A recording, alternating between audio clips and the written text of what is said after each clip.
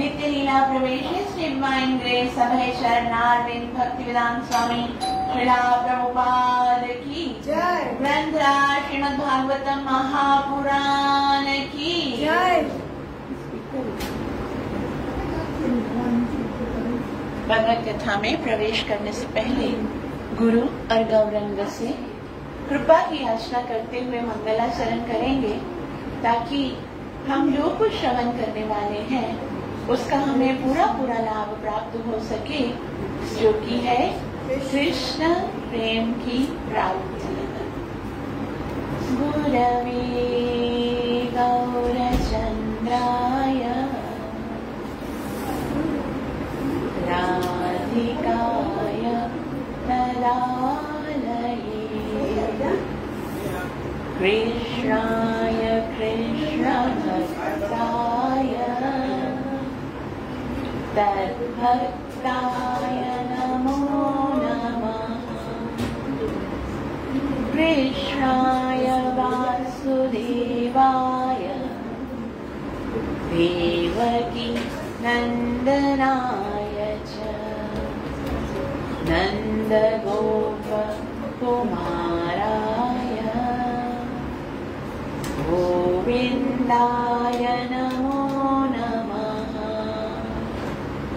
नमः पंकजनाभाय नमः पंकजमालिने नमः पंकजनेत्राय नमस्ते पंकजांग्रये। कृष्णात्वदीयपदपङ्कज पञ्जरान्तम् अद्यैव मे विशतो मानसराजहंसा। प्राणाप्रयाणसमये कफवातपित्ते कण्ठावरोधनविदो स्मरणं कुतस्त्व। नारायणं नमस्कृत्य नरं चैव नरोत्तमं दैवीं सरस्वतीं व्यासं ततो जयमुदीरये। नष्टप्रायेषु अभद्रेषु नित्यं भागवत सेवया भगवती युक्तमश्लोके भक्तिरभवति नैष्टिकी। पञ्चतत्त्वात्मकं कृष्णं भक्तरूप स्वरूपकं भक्तावतार भक्ताख्यं नमामि भक्तशक्तिदम्। जय श्री कृष्ण चैतन्य प्रभु नित्यानंद श्री अद्वैत गदाधर श्रीवासदि गौर भक्त। हरे कृष्ण कृष्ण कृष्ण हरे हरे हरे राम राम राम हरे हरे। ग्रंथराज श्रीमद् भागवतम महापुराण की जय।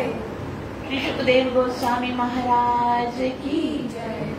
परम पावन पुरुषोत्तम मास की जय। परम सौभाग्य है कि हम सब श्रीमद् भागवतम को यहाँ पर श्रवण करने के लिए एकत्रित हुए हैं, और आज श्रीमद् भागवतम का तीसरा दिन है। हम कल तीसरे स्कंद में प्रवेश कर चुके हैं, और ये तीसरा स्कंद, इसमें 33 अध्याय हैं, और 33 अध्याय में भगवान के 2 अवतारों के विषय में बताया जाएगा, और 2 प्रकार की सृष्टि, जो 2 प्रकार का सर्ग है, उसके विषय में भी बताया गया है। और साथ साथ में भगवान के जो 2 बहुत ही शुद्ध भक्त हैं, विदुर जी और उद्धव जी की भेंट होती है शुरू में, और विदुर जी जो है वो उद्धव जी से बहुत कुछ पूछते हैं कि भगवान का कैसे हैं, और सब हस्तिनापुर में कैसे हैं, द्वारिका में कैसे हैं, क्योंकि उनको पता नहीं था कि भगवान अपनी लीला समाप्त करके चले गए हैं। और जब पता चलता है और अंतिम में उद्धव जी बताते हैं कि जब भगवान श्री कृष्ण जा रहे थे तब वो आपको याद कर रहे थे, और बहुत खुशी हुई विदुर जी को ये सुनकर कि अंत समय में भगवान ने मुझे स्मरण किया था। और उन्होंने कहा था कि मैत्रेय मुनि आएंगे और आप उनसे भागवत श्रवण कीजिएगा। तो आज हम यहीं से कथा का प्रारंभ करेंगे। तीसरे और चौथे स्कंद के जो वक्ता हैं वो मैत्रेय मुनि और श्रोता है विदुर जी। तो विदुर जो मैत्रेय मुनि है वो पहले अपनी परंपरा बताते हैं कि मेरी परंपरा अनंत शेष से शुरू होती है। अनंत शेष से हमारे गुरु जो अनंत शेष हैं उन्होंने ज्ञान प्रदान किया सनक आदि ऋषियों को। सनक आदि ऋषियों ने ज्ञान प्रदान किया समाख्यान ऋषि को। समाख्यान ऋषि ने ज्ञान प्रदान किया बृहस्पति जी को, और बृहस्पति जी ने हमारे गुरुदेव को ये शिक्षा प्रदान की। और इस तरह से हम इस ज्ञान को परंपरा से प्राप्त करते हैं। तो विदुर जी कहते हैं कि हे मैत्रेय मुनि, मैं आपसे कुछ प्रश्न पूछना चाहता हूँ। तो पहला प्रश्न वो पूछते हैं कि हर कोई व्यक्ति संसार में सुख की खोज के लिए कितना परिश्रम करता है।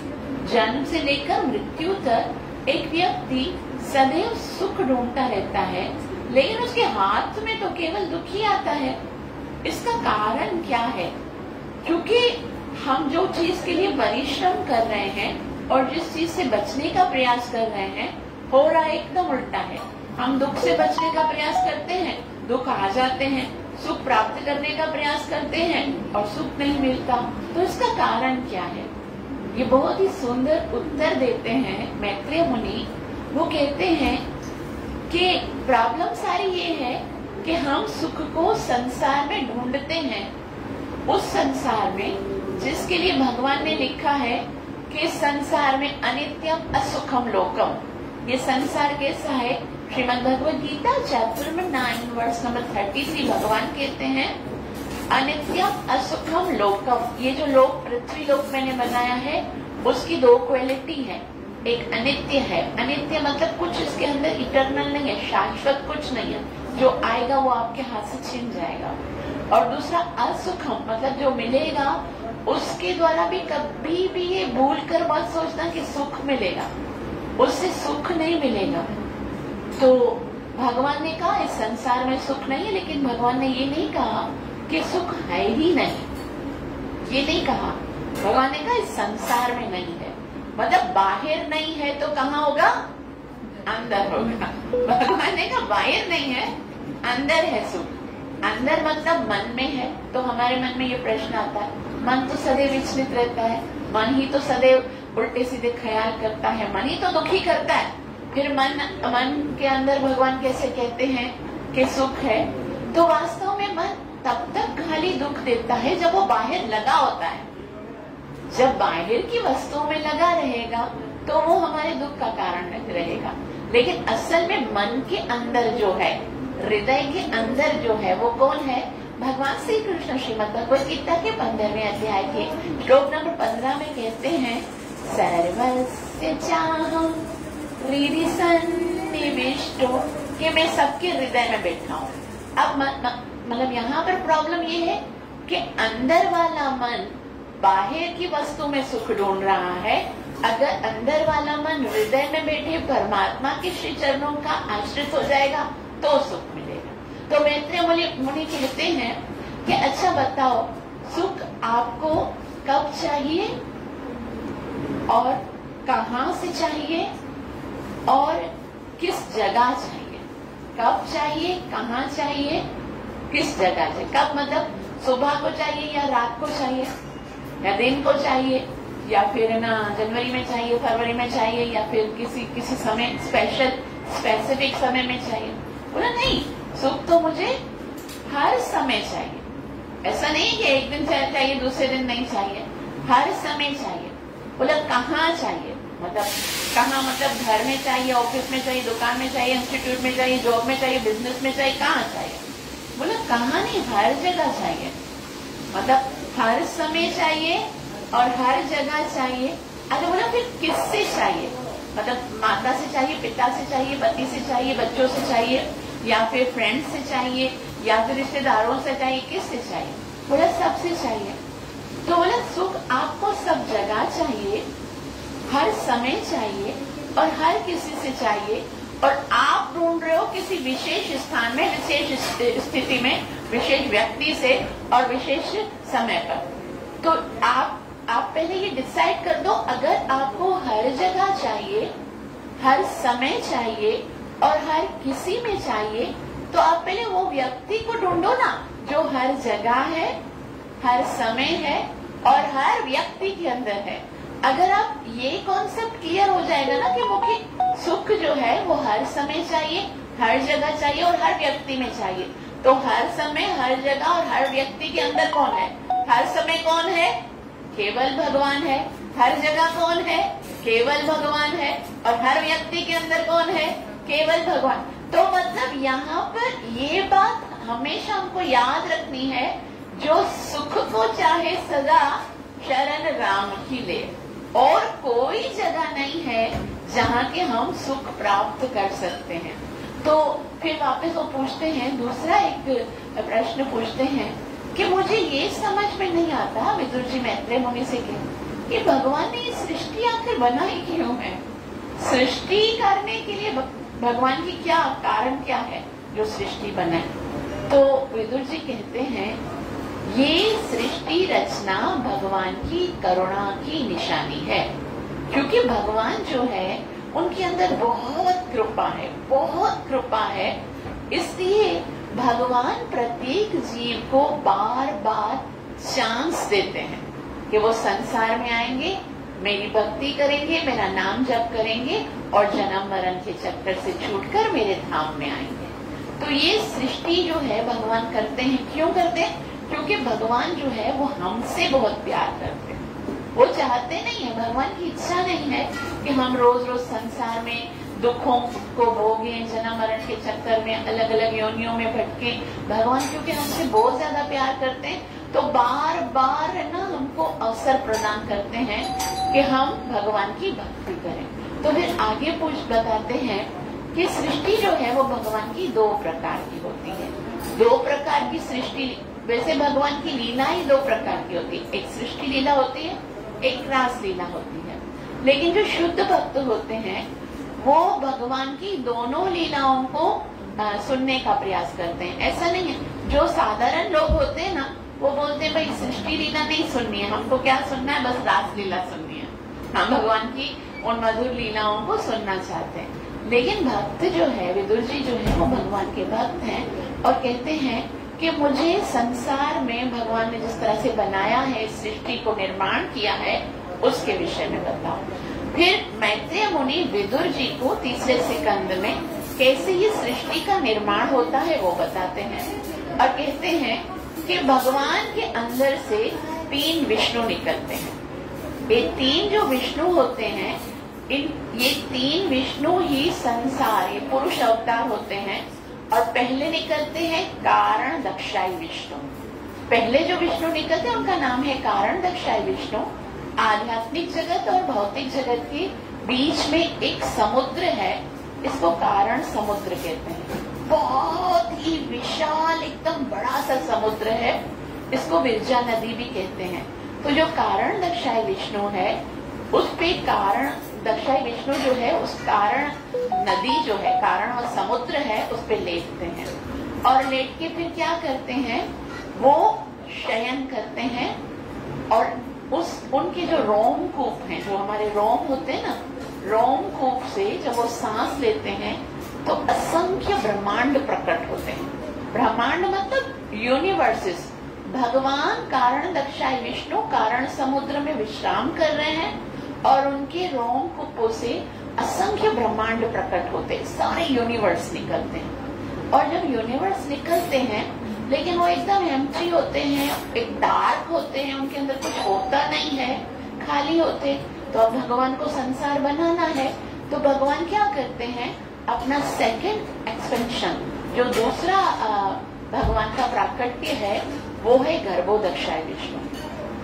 सारे जितने ब्रह्मांड हैं उनके अंदर भगवान गर्भोदक्षाय विष्णु के रूप में प्रकट हो जाते हैं। और गर्भोदक्षाय विष्णु क्या करते हैं, वो गर्भ समुद्र में शयन करते हैं और उनकी जो नवल है, जो नाभि है, उसमें से एक डंडी निकलती है, कमल की डंडी। और वो डंडी जो है जैसे नीचे, अभी ये पूरा ब्रह्मांड है ना, ब्रह्मांड मतलब गोल अंडे की तरह। अब क्या है, नीचे भगवान गर्भोदक्षाय विष्णु है, उसकी नाव से एक डंडी निकलती है और ये डंडी जो है वो आखिर में जब ये पूरा ब्रह्मांड खत्म होता है, वहां पर एक लोक बनता है कमल। वो कमल का जो फूल है उसको सत्यलोक कहते हैं। ये जो नाभि से डंडी निकली है उसमें 14 लोक रहते हैं। 14 लोक हैं। ये पृथ्वी सेंटर में है, ऊपर भूलोक, भुहरलोक, जनलोक, तपलोक, महरलोक, सिद्धलोक, स्वर्गलोक और सत्यलोक है। और पृथ्वी के नीचे अतल, वितल, तलातल, महातल, रसातल और पाताल है। तो इस तरह से 14 लोग उस डंडी के ऊपर हैं। और ऊपर कौन बैठते हैं, उस फ्लावर, लोटस फ्लावर के ऊपर ब्रह्मा जी उत्पन्न होते हैं। और जैसे ही ब्रह्मा जी उत्पन्न होते हैं तो ब्रह्मा जी देखते हैं और तो कोई भी नहीं है, पूरा संसार खाली है, अकेले मैं हूँ, तो मैं आया कहाँ से हूँ, मुझे जन्म किसने दिया है, मुझे पैदा किसने किया है और मेरे जन्म लेने का कारण क्या है, आखिर क्या कारण है, किसने मुझे उत्पन्न किया है। कोई एक्टिविटी नहीं है, कुछ भी न करने के लिए नहीं है। तो ब्रह्मा जी बहुत परेशान हो जाते हैं कि मैं क्या करूं, मुझे क्यों बनाया गया है। तो ब्रह्मा जी सोचते हैं अब क्या करना है, यहाँ से ये डंडी आ रही है ना, डेफिनेटली उसको पता होगा मैं कहाँ से आ रहा हूँ, वहां पे जाऊंगा तो मुझे आने का पता चलेगा। तो वो कमल से नीचे उतरते हैं और उस डंडी के सहारे सहारे नीचे आ रहे हैं, इतना नीचे आते अभी 14 लोग के खत्म ही नहीं होते।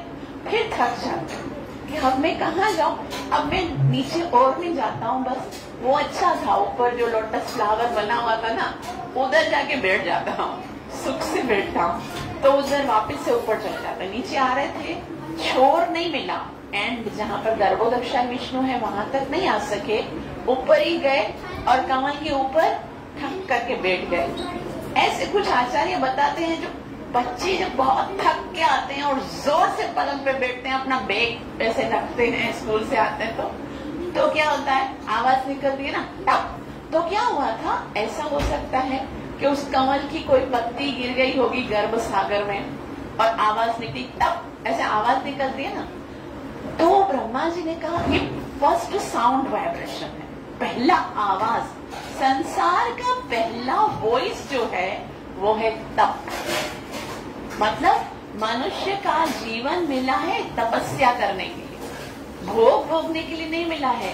जीवन में तपस्या करेंगे तो ही रिवार्ड में भोग मिलेंगे। हम बोलते नहीं, भोग ही मिलते रहे, संसार में खाली हम एंजॉय करना चाहते हैं। लेकिन ब्रह्मा जी को जब आवाज आई तप करो, तपस्या करो, तो उन्होंने सोचा अब कोई वेद नहीं, कोई मंत्र नहीं, मैं क्या पढ़ूं। तो वो ध्यान लगाते हैं, क्योंकि सारे विश्व में भगवान हैं अपने किसी स्वरूप में। जब भी हम भक्ति मार्ग में आगे बढ़ना चाहते हैं तो भगवान कहीं न कहीं से, क्योंकि हृदय में भी भगवान है, तो हमें जरूर इंस्पायर करते हैं, हमें जरूर शिक्षा देते हैं कि आपको किस तरह से भक्ति करनी है। तो एक दिव्य गायत्री है जो सदैव वायुमंडल में विचरण करती रहती है।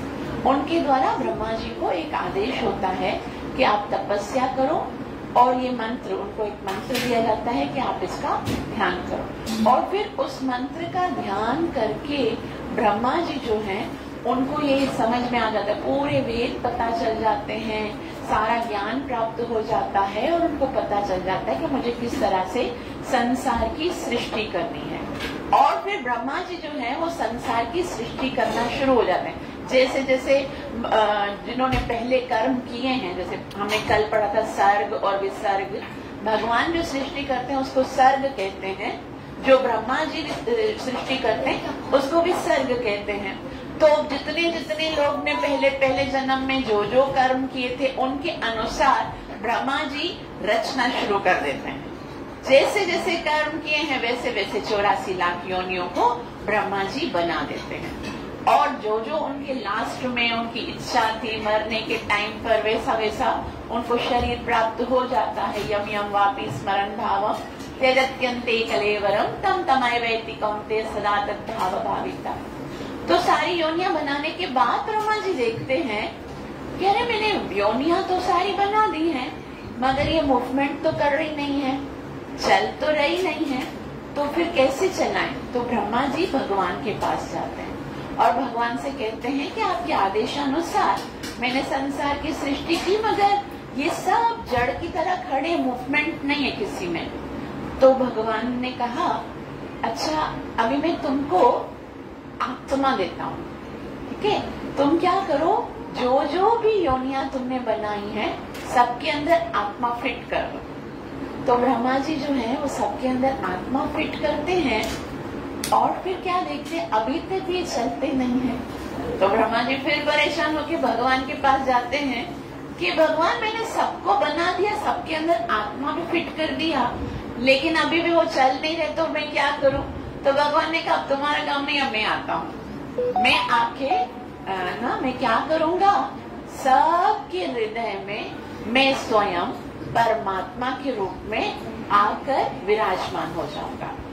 तो भगवान जो है वो हर एक जीव के हृदय में 84 लाख योनियां हैं, 9 लाख जल के प्राणी हैं, 11 लाख जड़ी बूटियां हैं, 30 लाख जो है वो पशु हैं जो 4 पैरों पे चलते हैं, 10 लाख पक्षी हैं जो उड़ते हैं और 11 लाख प्रकार के कीड़े मकोड़े हैं और 4 लाख प्रकार के मनुष्य हैं। सबके हृदय में भगवान स्वयं परमात्मा के रूप में आकर विराजमान हो जाते हैं। और जिस तरह से हम देखते हैं हमारे घर में कोई सॉकेट होता है, उसको पावर मिलता है मेन स्विच से, और मेन स्विच को पावर मिलता है जहाँ पर बात है इलेक्ट्रिसिटी है, वहां से अभी लाइट ही चली गई होगी तो सॉकेट में पावर नहीं आएगा ना। उसी तरह से हमारे शरीर को पावर मिलता है आत्मा से और आत्मा को पावर मिलता है परमात्मा से, तभी हमारा ये शरीर चलता है। तो इस तरह से सृष्टि की रचना हुई और उसके बाद ब्रह्मा जी जो है वो अलग अलग जीवों की रचना करने लगे।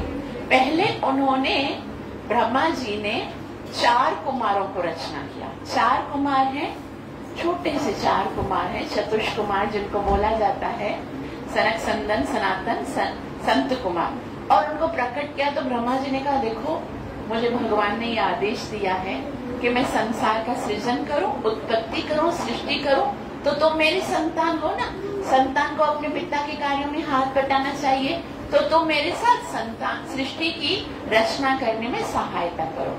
तभी चतुष कुमार ने कहा देखिए पिताजी, हम आपसे हाथ जोड़कर क्षमा चाहते हैं, हम भगवान का नाम लेकर भजन करना चाहते हैं, हम ये घर गृहस्थी के झंझट में नहीं फंसना चाहते, संतान उत्पत्ति करना, विवाह करना, फिर क्या हम भगवान की भक्ति कर पाएंगे। आप तो बल्कि हमें आशीर्वाद दो कि हम जीवन भर यूं 5 साल के छोटे बच्चे रहे, क्योंकि 5 साल का बच्चा होता है ना, उसके अंदर कोई विकार नहीं होता, उसके अंदर कोई आसक्ति नहीं होती, काम वासना नहीं होती, तो बोला हमें आशीर्वाद दो, हम छोटे रहें और हम भगवान की भक्ति करते हैं। तो ब्रह्मा जी ने कहा चलो ठीक है, आप बेचारे भक्ति करना चाहते हैं, क्या करो। फिर ब्रह्मा जी जो है उन्होंने नारद को उत्पन्न किया, उनके मन से नारद मुनि उत्पन्न हुए।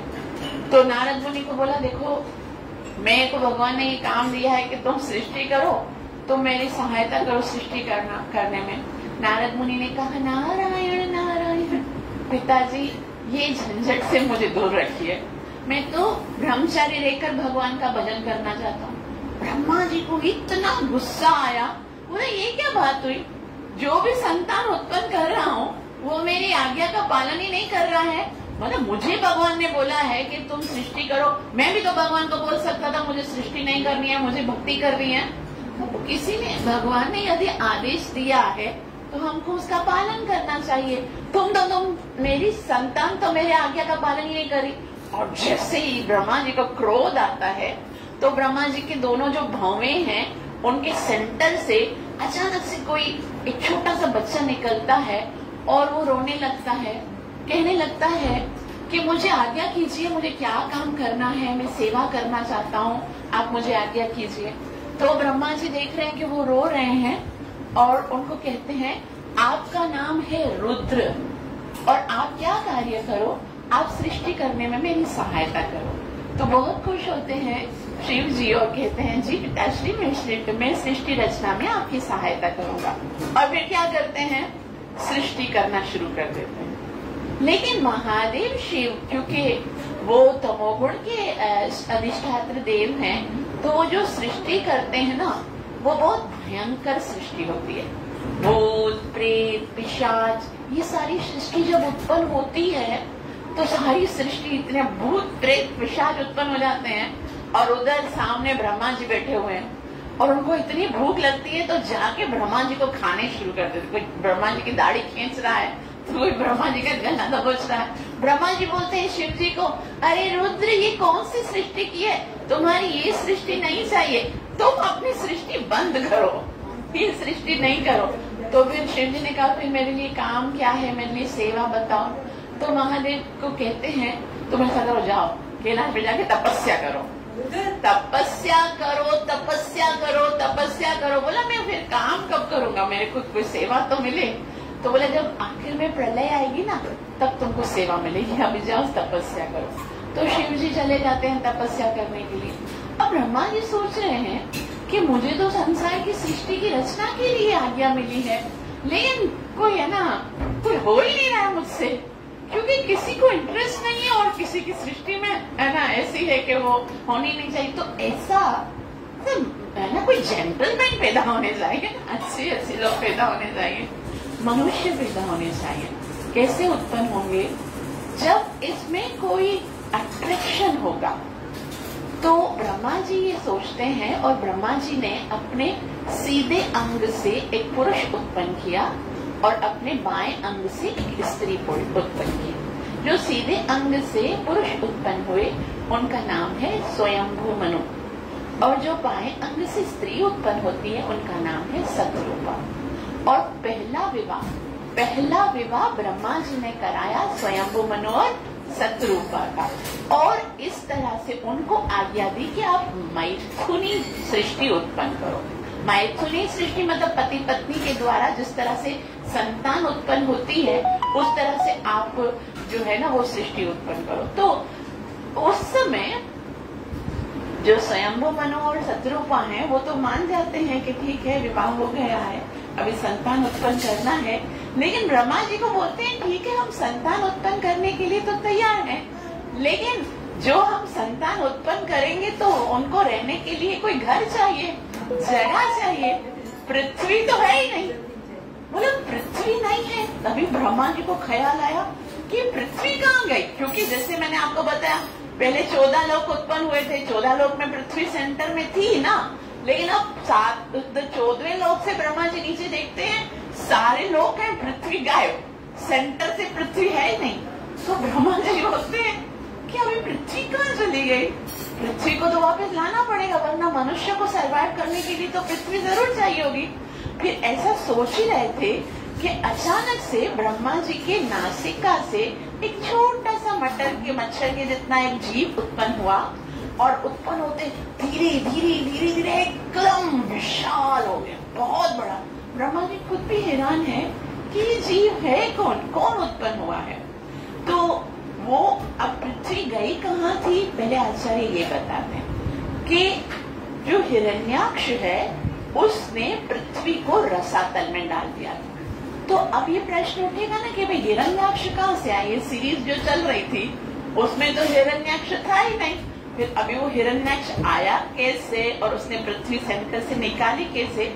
तो आचार्य बताते हैं कि हिरण्याक्ष जो है वो पिछले जो पहले कल्प था उसमें था, और क्योंकि हिरण्याक्ष को वरदान था कि इसका वध भगवान से होगा, तो वो इतना शक्तिशाली था कि उसने सोचा अगर पृथ्वी अपने ऑर्बिट में रहेगी तो फिर ब्राह्मण उत्पन्न होंगे, वहाँ यज्ञ होंगे, पृथ्वी पे कीर्तन होगा, भागवत कथा होगी, तो भक्तों को शक्ति मिलेगी, और भक्त जब यज्ञ करेंगे तो भगवान को शक्ति मिलेगी। तो मैं ऐसा करता हूँ जड़ से ही निकाल देता हूँ, पृथ्वी पानी में चली जाएगी, रसातल में चली जाएगी, कोई यज्ञ नहीं करेगा, कोई भक्ति नहीं करेगा, कुछ नहीं होगा, और भगवान तो आएंगे नहीं मुझे मारने के लिए।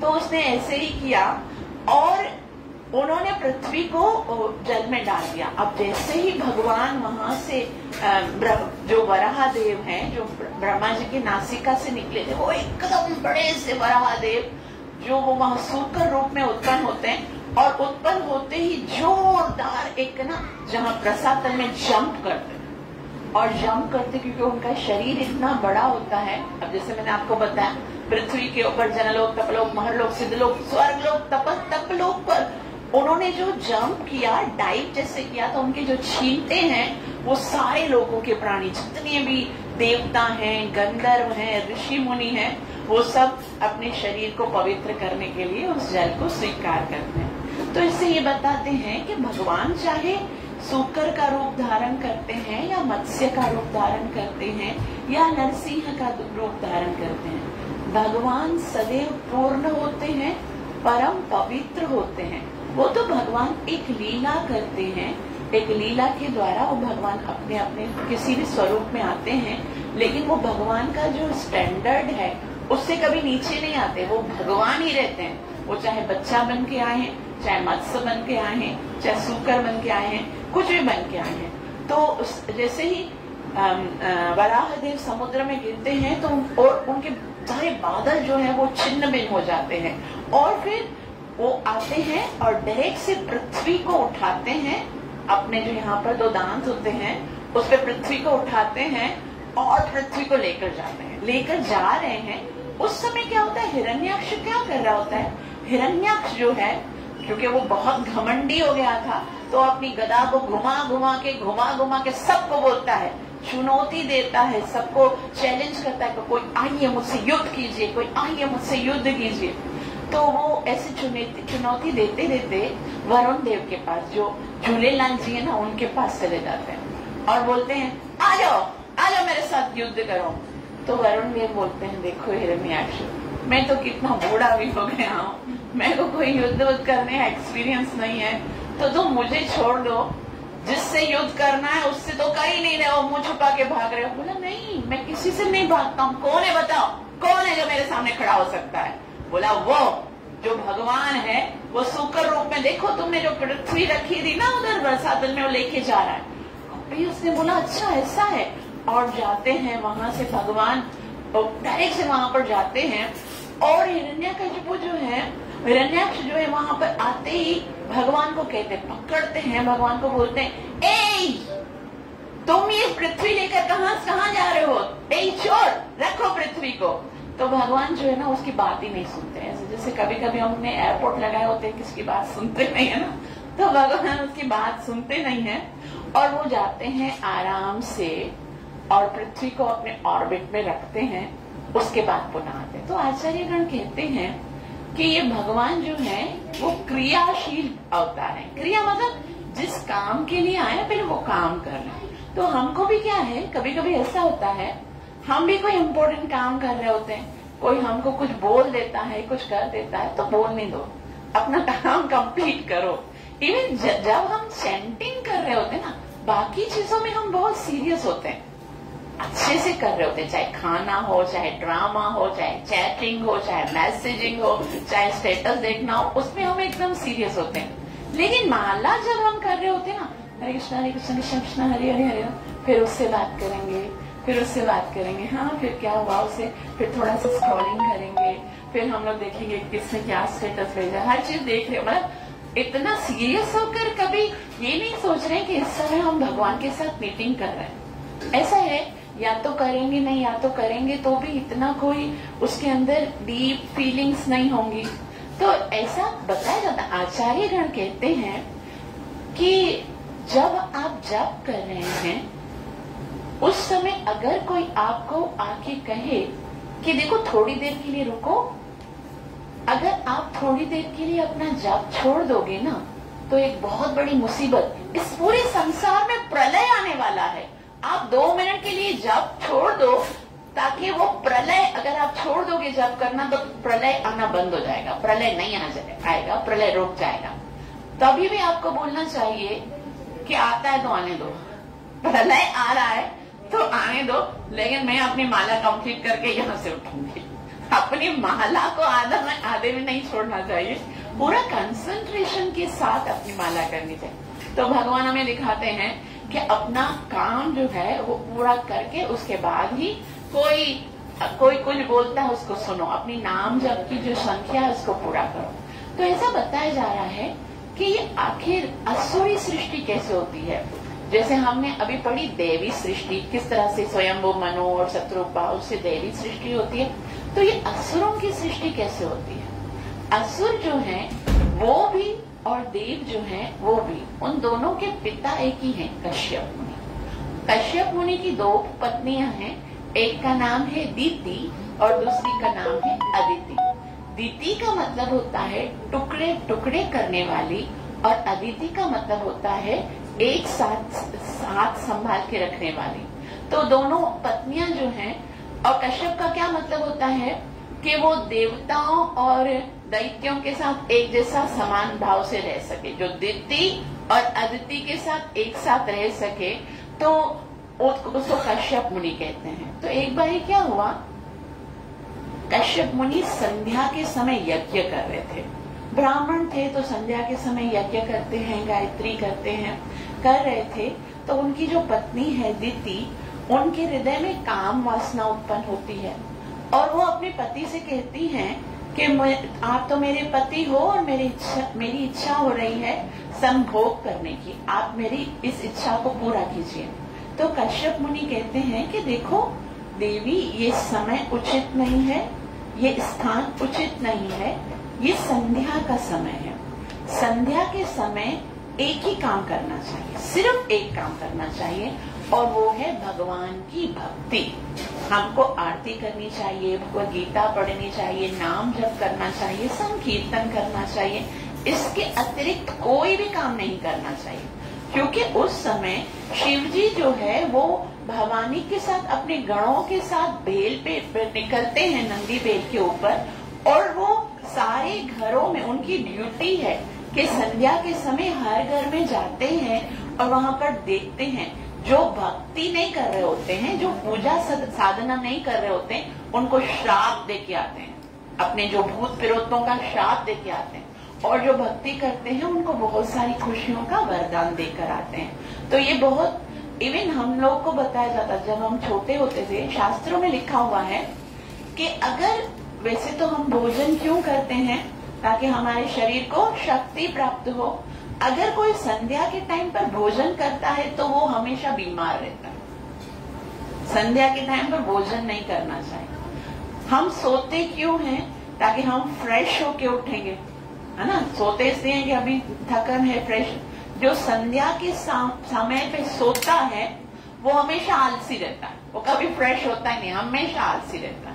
भोजन करने वाला रोगी होता है, सोने वाला आलसी रहता है। और संध्या के समय यदि कोई संभोग करता है तो फिर उसको राक्षस स्वभाव की संतान उत्पन्न होती है। संध्या के समय कुछ नहीं करना चाहिए, कुछ भी नहीं करना चाहिए भक्ति के अलावा। अगर मैं से बता रही थी, हमें याद है हम छोटे होते थे, बुखार भी होता था ना किसी को, अगर वो सो नहीं, मतलब बैठ नहीं सकते थे, तो भी माता जी उठाती थी कि भाई संध्या टाइम वो यहाँ रखी करे कि भाई संध्या के टाइम पर सो नहीं, थोड़ा बैठ जाओ, शिव जी आएंगे ना, वो आशीर्वाद देके जाएंगे, वरना तो फिर आपकी तबीयत ठीक होगी नहीं। तो आजकल हम लोग और इवन यहाँ तक बताया गया कि संध्या के टाइम पर अगर स्टडी करते हैं, अगर पढ़ाई भी करते हैं ना, तो जो याद किया वो भूल जाते हैं। आजकल हमारे बच्चों का ये प्रॉब्लम होता है ना, याद करते हैं और एग्जाम में भूल जाते हैं, क्योंकि उनका ट्यूशन का टाइम ही संध्या के टाइम पर होता है।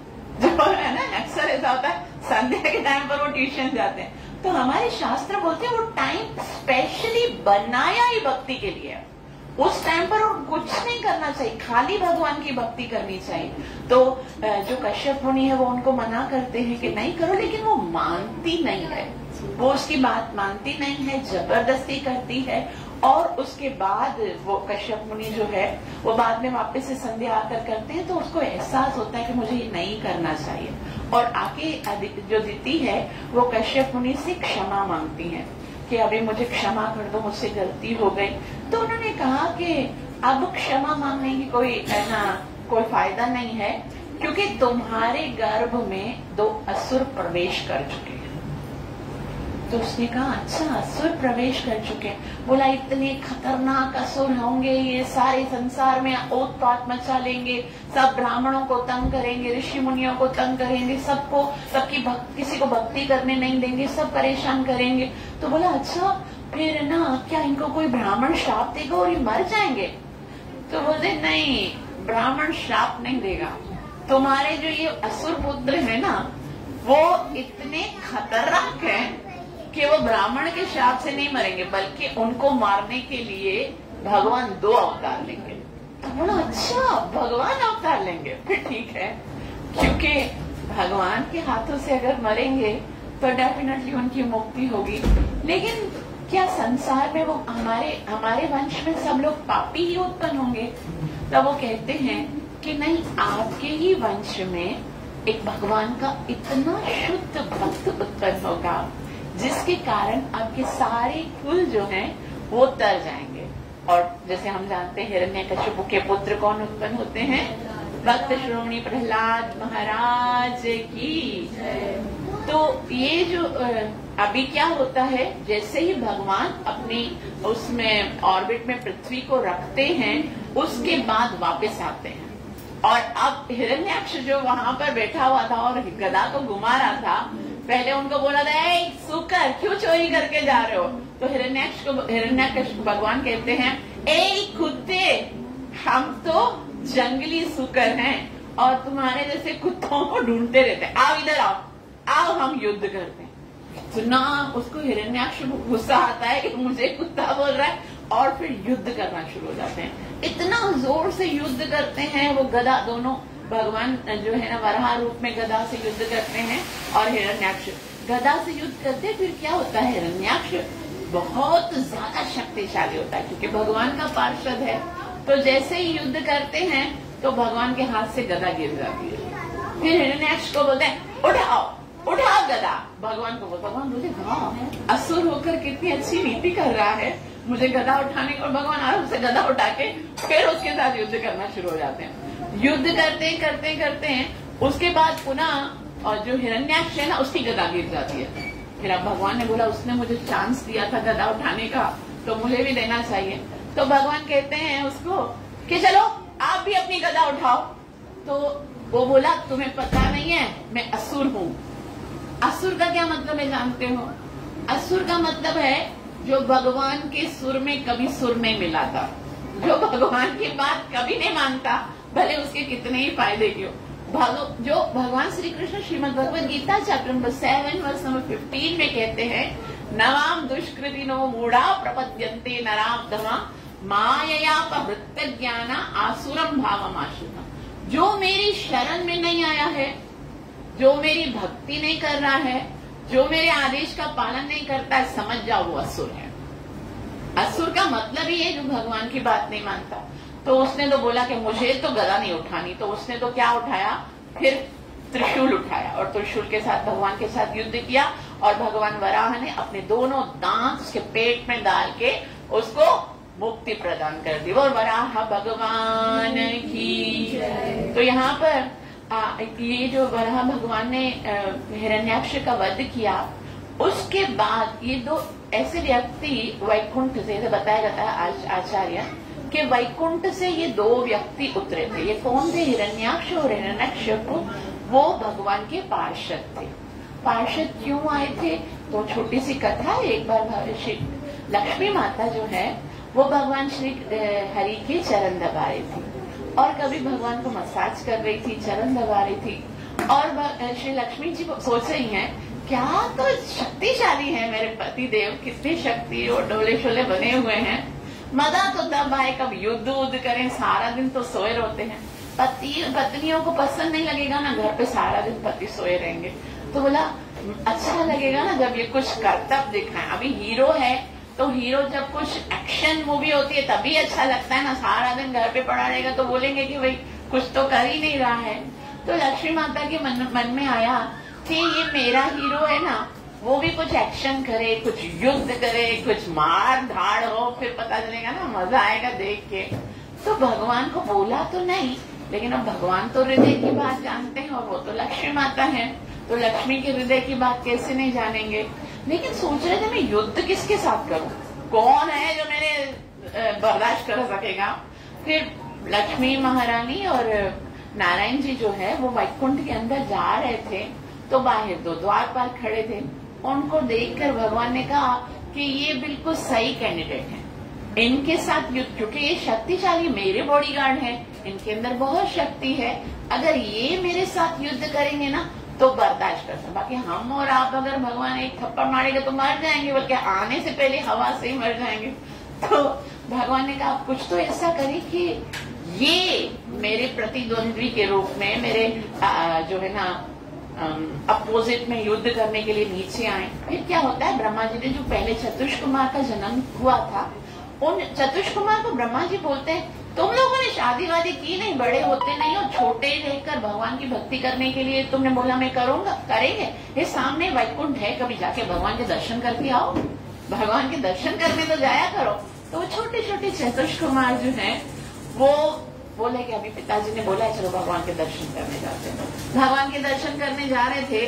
अब क्या, वैकुंठ का दरवाजा जो है ना 7 दरवाजे हैं, 6 दरवाजे पार किए, 7वें दरवाजे पे पहुंचे तो बाहर जय और विजय खड़े थे और कहने लगे ओए ए बच्चों किधर जा रहे हो, जाओ कपड़े वपड़े पहन के आओ। कहाँ जा रहे हो, यहाँ पर ये वैकुंठ है, वैकुंठ में हर कोई नहीं जा सकता, जाओ यहाँ से। तो जय और विजय की ये बात सुनकर, क्योंकि इतना अपमानित किया था, उनको पता ही नहीं था कि ये कौन है, तो उन्होंने कहा कि हम भगवान के दर्शन करना चाहते हैं। बोला भगवान हर किसी से नहीं मिलते हैं, अभी जाओ यहाँ पर, भगवान के विश्राम का समय है। बोला इतना हम भगवान की भक्ति करते हैं, भगवान से शरण में भगवान के दर्शन करने के लिए आए और आप हमें अंदर आने नहीं दे रहे हो, आप तो बिल्कुल असुरों जैसा व्यवहार कर रहे हो। और ऐसे जब उन्होंने बोला आप असुरों जैसा व्यवहार कर रहे हो, इसलिए हम आपको श्राप देते हैं कि आप 3 बार असुर बन के संसार में जन्म लोगे। और भगवान नारायण अब तक अंदर ही बैठे हुए थे। जैसे ही श्राप आप मिल गया, क्योंकि वो उनको तो वैसे ही एक्शन मूवी अभी करना ही था, तो उन्होंने जैसे ही श्राप दे दिया तो भगवान विष्णु बाहर आए और आके हाथ जोड़कर कहने लगे कि ब्राह्मण तो मेरे प्राण हैं, अगर मेरा अपना अंग भी कोई ब्राह्मण को क्षति देता है तो मैं उस अंग को भी काट दूंगा। मेरे द्वारपालों ने आपका अपमान किया है, मतलब मेरे सेवक है ना, मेरे दास हैं, तो मतलब मैंने ही आपका अपमान किया। आप जो भी मुझे ना दंड देना चाहिए वो दे सकते हैं। चतुष्कुमार ने कहा नहीं प्रभु, हमसे गलती हो गई, हमारे स्वभाव में क्रोध है ही नहीं, मतलब ये छोटे हैं, उनके जैसे विकार है ही नहीं, काम क्रोध लोग, हमें समझ में नहीं आ रहा ऐसे शब्द हमारे मुंह से निकले क्यों। और भगवान का वैकुंठ है, अब वैकुंठ के जो द्वारपाल हैं उनके हृदय में क्या ऐसी ईर्ष्या होगी कि किसी को हम भगवान के अंदर ना जाने दे भगवान से। वो भी जो द्वारपाल हैं वो भी सोच रहे हैं हमारे हृदय में कोई ईर्ष्या नहीं है, हमने पता नहीं क्यों ऐसा बोल दिया उनको कि आप अंदर नहीं जा सकते हो, वो हमने पता नहीं क्यों श्राप दे दिया। तो भगवान हंस रहे कि भाई आपकी मर्जी से नहीं हो रहा है, ये सब किसकी मर्जी से हो रहा है, मेरी मर्जी से हो रहा है। क्योंकि भगवान संसार में लीला करना चाहते हैं, भगवान अपने भक्तों के साथ किस तरह से प्रेम करते हैं वो दिखाने के लिए संसार में आएंगे ना। संसार में जब वो अवतार लेंगे, जब प्रहलाद महाराज पुकारेंगे और कृष्ण भगवान जो है वो आधा नर और आधा सिंह बनकर आएंगे, तभी तो भक्त लोग उनकी कथाओं की व्याख्या करेंगे। जब भक्तों के साथ भगवान इतना प्रेम करेंगे, प्रतिक्षण अपने भक्तों को बचाएंगे, उनको सुरक्षा प्रदान करेंगे, तभी तो भगवान तो आए थे, वो तो सतयुग में आए, द्वापर में आए, त्रेता युग में अपनी लीला करके आए, लेकिन उन्होंने जो लीलाएं की वो आज भी हम श्रवण करते हैं और श्रवण करके भगवान से हमारा प्रेम उत्पन्न होता है, हम भगवान के निकट आते, तो भगवान लीला करने के लिए ये सब करते हैं। तो इस तरह से जो है ना वो अभी इन दोनों को 3 बार जन्म लेना पड़ा। अभी किसका वध हुआ था, हिरण्याक्ष का वध हुआ था। और इस तरह से हिरण्याक्ष, ऐसा कहा जाता है कि जो भी वराह देव की इस लीला को श्रवण करता है और उसको धन धान्य संपत्ति और वैभव प्राप्त होता है। इस तरह से यहाँ पर तीसरा स्कंद है और तीसरे स्कंद के अंतिम अध्याय जो हैं उनमें बहुत ही सुंदर बात बताई जाती है कि स्वयंभुवनु और शत्रुपा जिनका विवाह कराया था उनको 2 पुत्र उत्पन्न होते हैं और 3 पुत्रियां उत्पन्न होती हैं। 2 पुत्र कौन है? उत्तानपाद और प्रियव्रत। और 3 पुत्रियां हैं, आकुति, देवहूति और प्रसूति। देवहूति जो है उनका विवाह होता है कर्दम मुनि के साथ। तो एक बहुत ही सुंदर स्थान है मात्र गया। वहां पर कर्दम ऋषि जो है, कर्दम ऋषि कहाँ से उत्पन्न हुए? वो ब्रह्मा जी की छाया से उत्पन्न हुए हैं। तो वो छाया से जैसे ही उत्पन्न होते हैं, ब्रह्मा जी अपने सारे बच्चों को यही कहते हैं कि कृपा करके सृष्टि रचना में मेरी सहायता करो। लेकिन कर्दम ऋषि ने कहा, पिताजी मैं सहायता करूंगा, मैं विवाह भी करूंगा, लेकिन पहले मैं तपस्या करके शुद्ध होना चाहता हूँ। पहले तपस्या करूंगा, उसके बाद विवाह करूंगा। तो कर्दम ऋषि जो हैं वो सरस्वती के तट पर गुजरात में सिद्धपुर का एक स्थान है, वहां पर तपस्या करने के लिए जाते हैं और बहुत समय तक तपस्या करते हैं। भगवान का नाम जप करते हैं, तपस्या करते हैं और भगवान जो है उनको दर्शन देने के लिए आते हैं। और दर्शन देने के लिए आते हैं, कर्दम ऋषि के अंदर से इतना तेज निकल रहा है और वो तपस्या कर रहे हैं, तो उनको देखकर भगवान इतना खुश होते हैं, इतना खुश होते हैं कि भगवान की आंखों से आंसू निकलने लगते हैं कि कोई इतना शुद्ध रीति से तपस्या कर रहा है। और जो आंसू निकलते हैं उनसे एक सरोवर बनता है। उस सरोवर का नाम है बिंदु सरोवर। बिंदु सरोवर उत्पन्न होता है और भगवान वहां प्रकट होते हैं। कर्दम ऋषि से कहते हैं कि मैं तुम्हारी तपस्या से बहुत प्रसन्न हो गया हूँ, मांगो क्या वरदान चाहिए। तब कर्दम ऋषि कहते हैं कि प्रभु आप तो जानते हैं पिताजी की आज्ञा है कि मैं सृष्टि की रचना करूं, तो कोई भक्त स्त्री के साथ मेरा विवाह करवा दो। और जैसे ही वो ऐसे कहते तो भगवान का एक और आंसू निकलता है कि इतनी तपस्या की है, अभी विवाह करना चाहता है। तो फिर वो बोलते हैं तथास्तु। 3 दिन के बाद यहाँ पर स्वयंभू मनु और शत्रुपा आएंगे, अपनी पुत्री देवहूति का रिश्ता लेकर आएंगे, तुम उनके साथ विवाह करना। देवहूति बहुत ही सुशील कन्या है और तुम्हारे योग्य है, तुम्हारा उसके साथ विवाह हो जाएगा।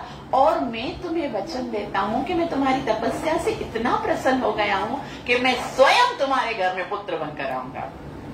तो ऐसा है कि उन्होंने बोला भी नहीं था कि हमें आपके जैसा पुत्र चाहिए, लेकिन भक्त की जब निष्ठा होती है, जब बहुत ज्यादा सरेंडर लेवल हाई होता है, तो भगवान किसी न किसी रूप में उसके पास आ ही जाते हैं। कभी भक्त बनकर तो कभी भगवान के रूप में ही उनके घर में आ जाते हैं। फिर क्या होता है, 2 दिन के बाद स्वयंभू मनु और शत्रुपा आते हैं और उनसे कहते हैं कर्दम मुनि से कि हमें भगवान ने ये आज्ञा दी है, हम अपनी पुत्री का विवाह करवाने के लिए आए हैं। और देखो ये विवाह पृथ्वी पर पहला विवाह है। किसका विवाह है? स्वयंभू मनु, जो कि 71 चतुर्युगी तक वो जो मनु बने रहेंगे। 71 चतुर्युगी कितने होते हैं? सतयुग, त्रेता, द्वापर और कलयुग। ये राज्य करेंगे 71 दफा जब ये सर्कल घूमेगा। और विवाह किसके साथ हो रहा है? कर्दम मुनि। कर्दम मुनि जो कि ब्रह्मा जी की संतान है। और कोई बड़ा कोई पार्टी नहीं है, कोई बड़ा ऐसा नहीं है कि बहुत इनविटेशन दिया जा रहा है, इतना खर्चा। बस घर में ही जहाँ पर बिंदु सरोवर में तपस्या हो रही है, वहां पर ही खुद पति पत्नी और उनके पिताजी और मम्मी आए हैं और वो शादी करा रहे हैं। और शादी करने के बाद भी क्या होता है, क्योंकि इतना टाइम तक तपस्या की ना कर्दम ऋषि ने, तो उनको संसार के भोग करने की कोई इच्छा ही नहीं थी। वो फिर भी तपस्या ही कर रहे थे।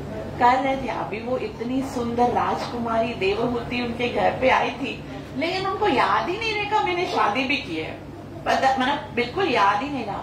तो बहुत सारे साल हो गए और देवहूति जो है वो सेवा करती थी और वो तपस्या में लीन थे। एक बार अचानक से कर्दम ऋषि के नेत्र खुले और उन्होंने देखा एकदम बूढ़ी सी कमजोर सी कोई स्त्री है मेरे घर में। और उन्होंने सोचा, उनसे पूछा कि देवी आप कौन हो?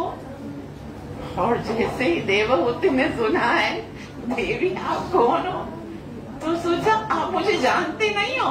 याद नहीं, वो बहुत दिनों की बात है, हमारे पिताजी आए थे, माताजी आए थे और हम लोगों ने शादी हमारी हुई थी और आपके साथ मेरा विवाह हुआ है, मैं आपकी पत्नी हूँ। तभी कर्दम ऋषि ने बोला हाँ याद आया। और फिर उनको इतना दुख हो रहा था कि इतने टाइम से मेरा कर्तव्य है विवाह किया है तो रिस्पॉन्सिबिलिटीज भी निभानी चाहिए। मैंने अपनी पत्नी को कोई सुख नहीं दिया, कोई ये राजा की पुत्री थी, ना कभी शॉपिंग पे लेके गया, ना मैंने उसको कोई ड्रेस लेकर दिया। जो पहले कपड़े वपड़े जो अपने राजा के घर से लेकर आई थी वो कितने दफा पहने होंगे, वो तो सारे धुल धुल के फट गए होंगे। तो उनको देखकर बहुत दुख हुआ और उसने कहा कि मैं क्षमा चाहता हूँ कि मैंने इतने टाइम पर आपको कोई ध्यान नहीं दिया, लेकिन अब मुझे बताओ आपकी जो इच्छा है मैं पूरी करूंगा।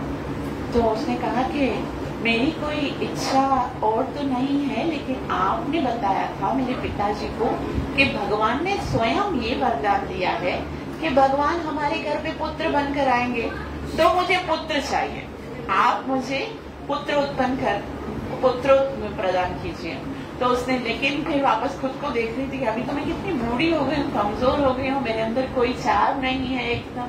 तो उनको पता चल गया कर्दम ऋषि को, तो बोला उसकी तुम चिंता नहीं करो। और कर्दम ऋषि ने अपने योग बल से बहुत ही सुंदर सरोवर उत्पन्न किया।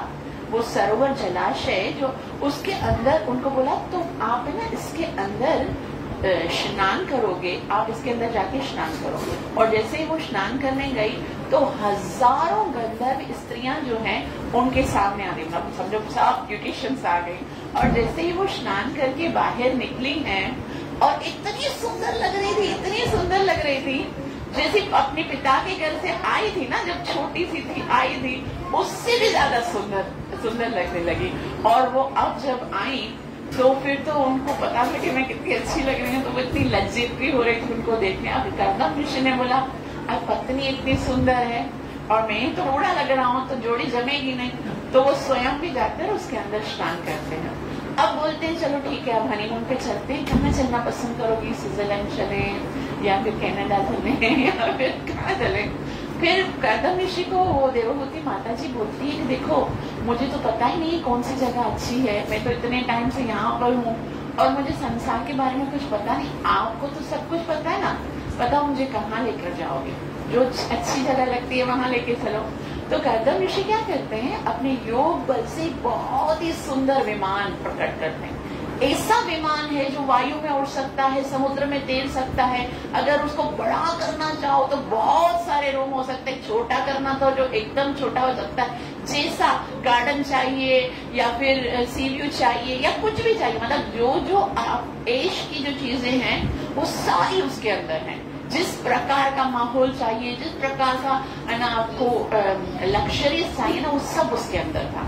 और उसके अंदर वो बोलते हैं चलो अब इस विमान में बैठो और देखो मैं टू बी ऑनेस्ट बताऊं, संसार में तो कोई चीज ऐसी है ही नहीं, कोई जगह ऐसी नहीं है जहाँ पर प्रॉब्लम्स नहीं होती है। तो मैं तुमको संसार में घुमाने नहीं चलता हूँ, चलो हम स्वर्ग चलते हैं, स्वर्ग पे चलते हनीमून मना के आते हैं। तो वो नंदन कानन वन में जाते हैं और बहुत बहुत समय तक वहां पर आनंद करते हैं। बहुत समय वो विमान ही घर था, मतलब उसके अंदर बहुत सारे रूम्स थे, बेडरूम्स थे, अलग अलग जगह जैसा भी चाहते तो वो बन ही जाता था, तो वो उसी के अंदर रहते थे। और इतना समय वहां पर आनंद किया, कर्दम ऋषि को 9 कन्याएं उत्पन्न हुई। फिर उनको ये रियलाइज हुआ बहुत हो गया भाई, अब तो 9 कन्याएं उत्पन्न हो गई हैं, जितना आनंद देना था हजारों साल हो गए, अब मैं जा रहा हूँ वापस से तपस्या करने के लिए। देवहूति को बोला अब मैं जाऊँ वापस तपस्या करने के लिए। न ऐसे कैसे, जो पुत्रियां हैं वो तो अपने घर में विवाह करके चले, मैं तो अकेली रह जाऊंगी, मुझे तो पुत्र चाहिए। आपने मुझे यही मेरे पिताजी को वचन दिया था कि मुझे पुत्र प्रदान करेंगे। तो फिर कर्दम ऋषि ने कहा ठीक है। और फिर कुछ समय के बाद में उनको एक पुत्र उत्पन्न होता है जिनका नाम है कपिल देव। कपिल देव भगवान की। तो जैसे ही कपिल देव का जन्म होता है, कर्दम ऋषि तपस्या करने के लिए चले जाते हैं। तो एक बार क्या हुआ, कपिल देव क्योंकि साक्षात भगवान ने कहा था मैं जन्म लूंगा, तो भगवान ही है, तो एक बार जो है ना वो देवहूति माता बैठी हुई थी और उनको बहुत अपना पूरा जीवन याद किया उसने। आज तक जो जो मैंने जीवन में सुख भोगा है, आनंद किया है, मतलब अनलिमिटेड सुख था उनके जीवन में, जिससे कोई हम सोच भी नहीं सकते हैं। उन्होंने कितना आनंद किया अपने पति के साथ, इतने हजारों साल तक। पहले भी राजा की पुत्री थी और फिर उनको लगा, एक बार अपने पुत्र के साथ बैठ के कहने लगी कि मैंने इतना जीवन में आनंद भोगने का प्रयास किया है, इतना सुख भोगा है, इतना सुख भोगा, लेकिन अंदर में ना एक बहुत ऊब गई हूँ। अब मैं संसार की वस्तुओं से सुख लेते लेते मैं ऊब गई हूँ, मगर मुझे लगता नहीं है कि कहीं से कोई सच्चा सुख मिला हो। और मुझे इतना दुख हो रहा है कि मैं इतना शुद्ध भक्त मेरा पति था, मैंने ना फिर भी उनसे ये नहीं कहा कि हम मिलकर भक्ति करें, मैंने वही संसार का सुख मांगा। और आज तुम मेरे सामने हो, तुम तो साक्षात भगवान हो। इसलिए मैं आपसे ये पूछती हूँ कि मुझे बताओ कि संसार में आनंद आता है कभी, किस चीज में आता है? तब वो कहते हैं, बहुत सुंदर शिक्षा है देवहूति को। जो कपिल देव हैं, उन्होंने सांख्य दर्शन का ज्ञान दिया। भगवान ये साबित कर रहे हैं, अभी देखो एक स्त्री है, सुनने वाली एक स्त्री है, बताने वाले साक्षात भगवान है। हमको कभी कभी लगता है ना बहुत पब्लिक होनी चाहिए, देखो सिर्फ एक स्त्री को और भगवान बता रहे हैं। कौन सा टॉपिक है? सांख्य योग। ऐसा बताया जाता है कि जितने भी टॉपिक्स हैं ना आध्यात्मिक जो भी हैं वेदों में, उसमें सबसे ज्यादा जो जटिल है, जो कॉम्प्लिकेटेड टॉपिक है ना, वो सांख्य योग है।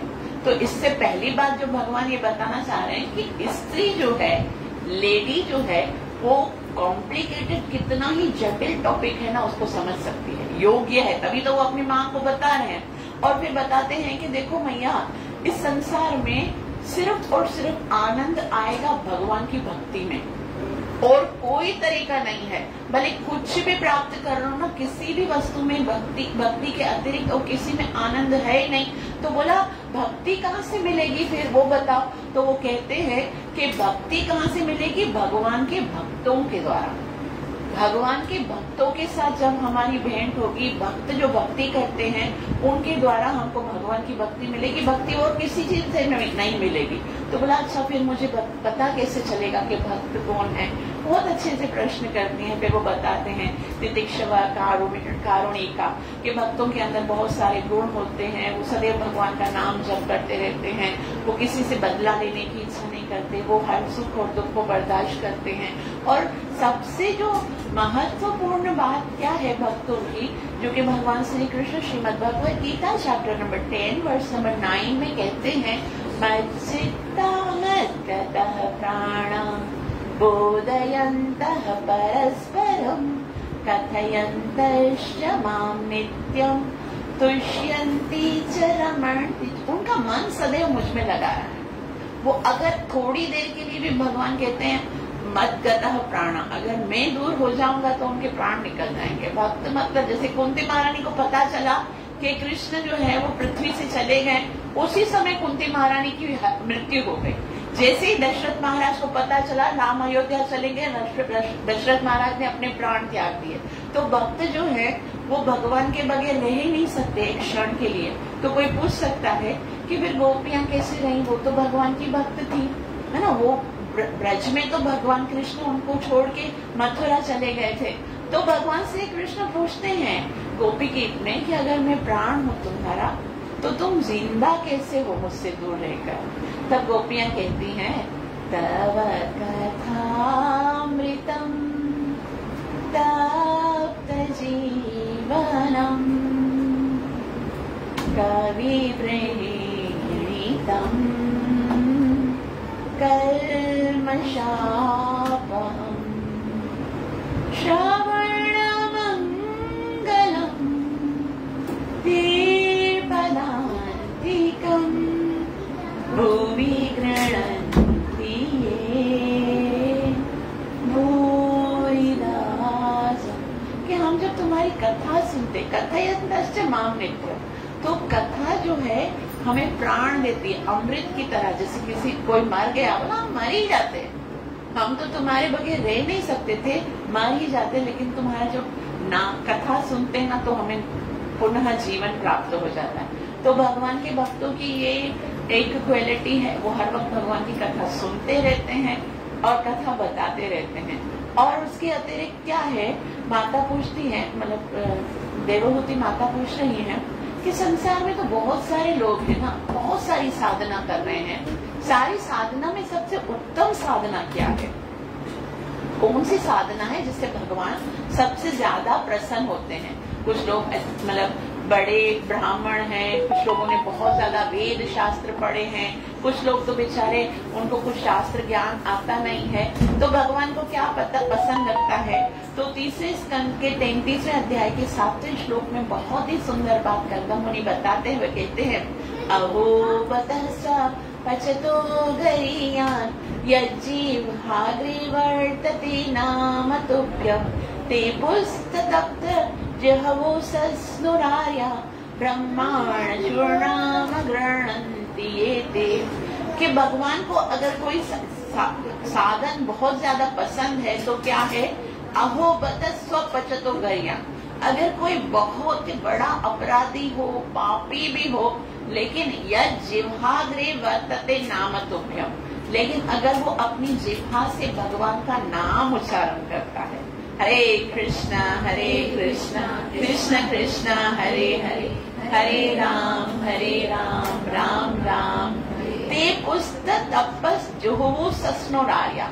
तो आप ये समझना कि इसने पहले से ही सारे यज्ञ कर लिए हैं, सारे दान कर लिए हैं, सारे वेद पढ़ लिए हैं, क्योंकि सबका जब निचोड़ निकलता है तभी जब वो समझ जाता है तभी उसके मुख से भगवान का नाम निकलता है। हमको लगता है कोई छोटा सा बच्चा है, उसने थोड़ी ना वेद शास्त्र पढ़े होंगे, वो भी तो नाम जप कर सकता है। हमारे सामने नहीं पढ़े, लेकिन वो इस जगह पर आया है जहाँ पर वो हरि नाम ले रहा है, जहाँ पर वो भगवान के पवित्र नाम का जप कर रहा है, तो समझो उसने बहुत पहले से बहुत सारे कार्य कर लिए।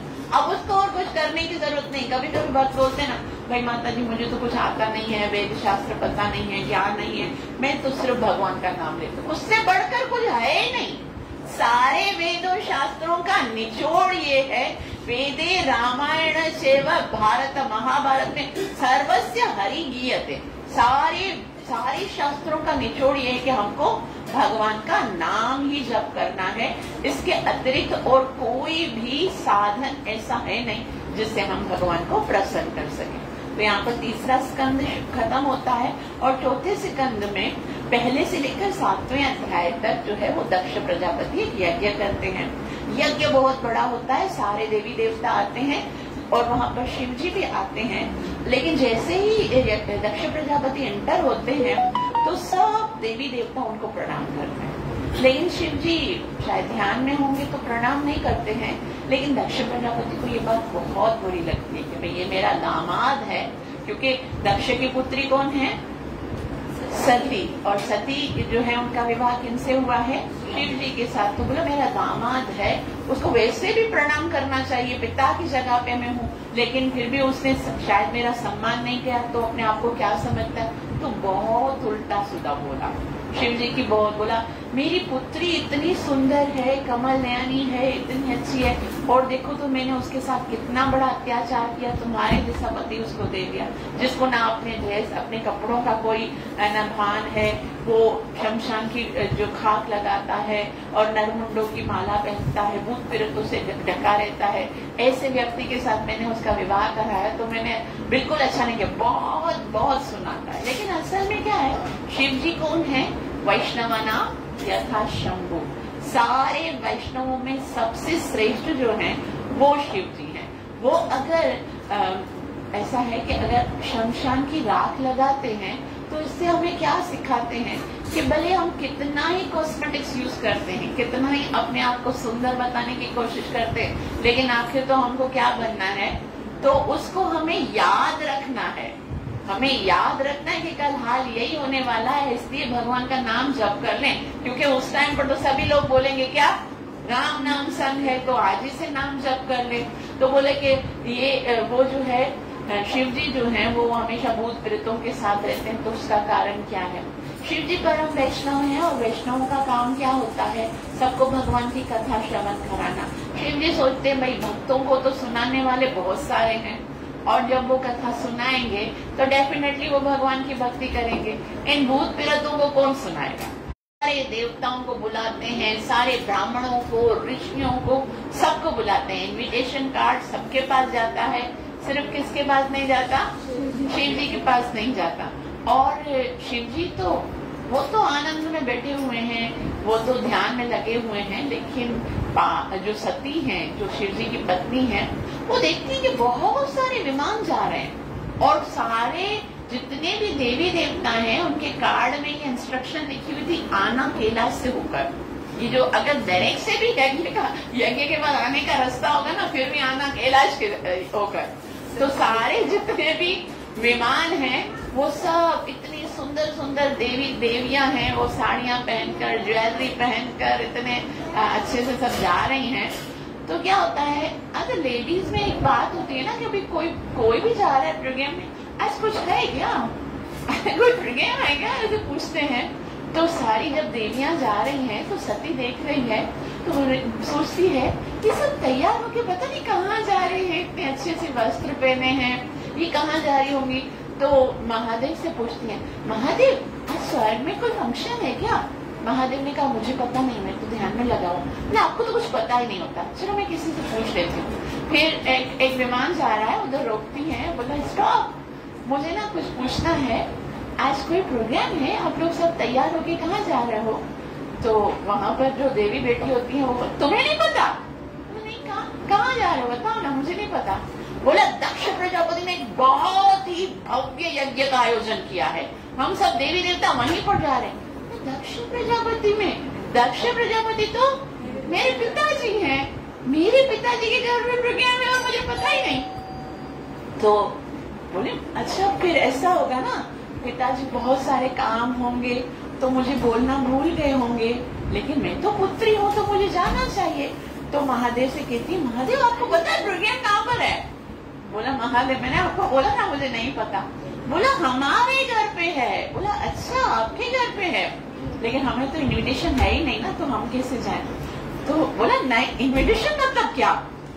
पिता के घर पे और है ना अपने गुरु के घर पे, अपने रिलेशंस में अगर कोई प्रोग्राम्स होते हैं, हमें नहीं पता चलता, किसी तरह से वो भूल जाते हैं, तो हमें पता चले तो हमको जाना चाहिए ना। ये क्या बात हुई कि पिताजी ने बुलाया नहीं तो हम नहीं जाएंगे क्या? तो बोला देखो सती, मैं तुम्हें बता रहा हूँ कि अगर कोई है ना भूल जाए, अगर हमारा कोई संबंधी है वो हमें बुलाना भूल जाए ना, तो हम जरूर जाना चाहिए। पिता के घर पे, गुरु के घर पे जरूर जाना चाहिए कि भूल गए हैं। लेकिन अगर पता है कि वो भूले नहीं हैं, बल्कि मुझे जानबूझ के नहीं बुलाया है, तो फिर हमको नहीं जाना चाहिए। तो बोला हाँ ऐसे थोड़ी होगा, मैं तो उनकी पुत्री हूँ, आप दामाद हो, हमें तो थोड़ी जानबूझ के नहीं बुलाया होगा, हमें जरूर भूल गए होंगे। बोला नहीं, वो पहले भी एक जगह पे हम लोग गए थे ना यज्ञ में, तो हमारे साथ अनबन हो गई थी, तो मुझे लगता है उसके कारण हमें बुलाया नहीं।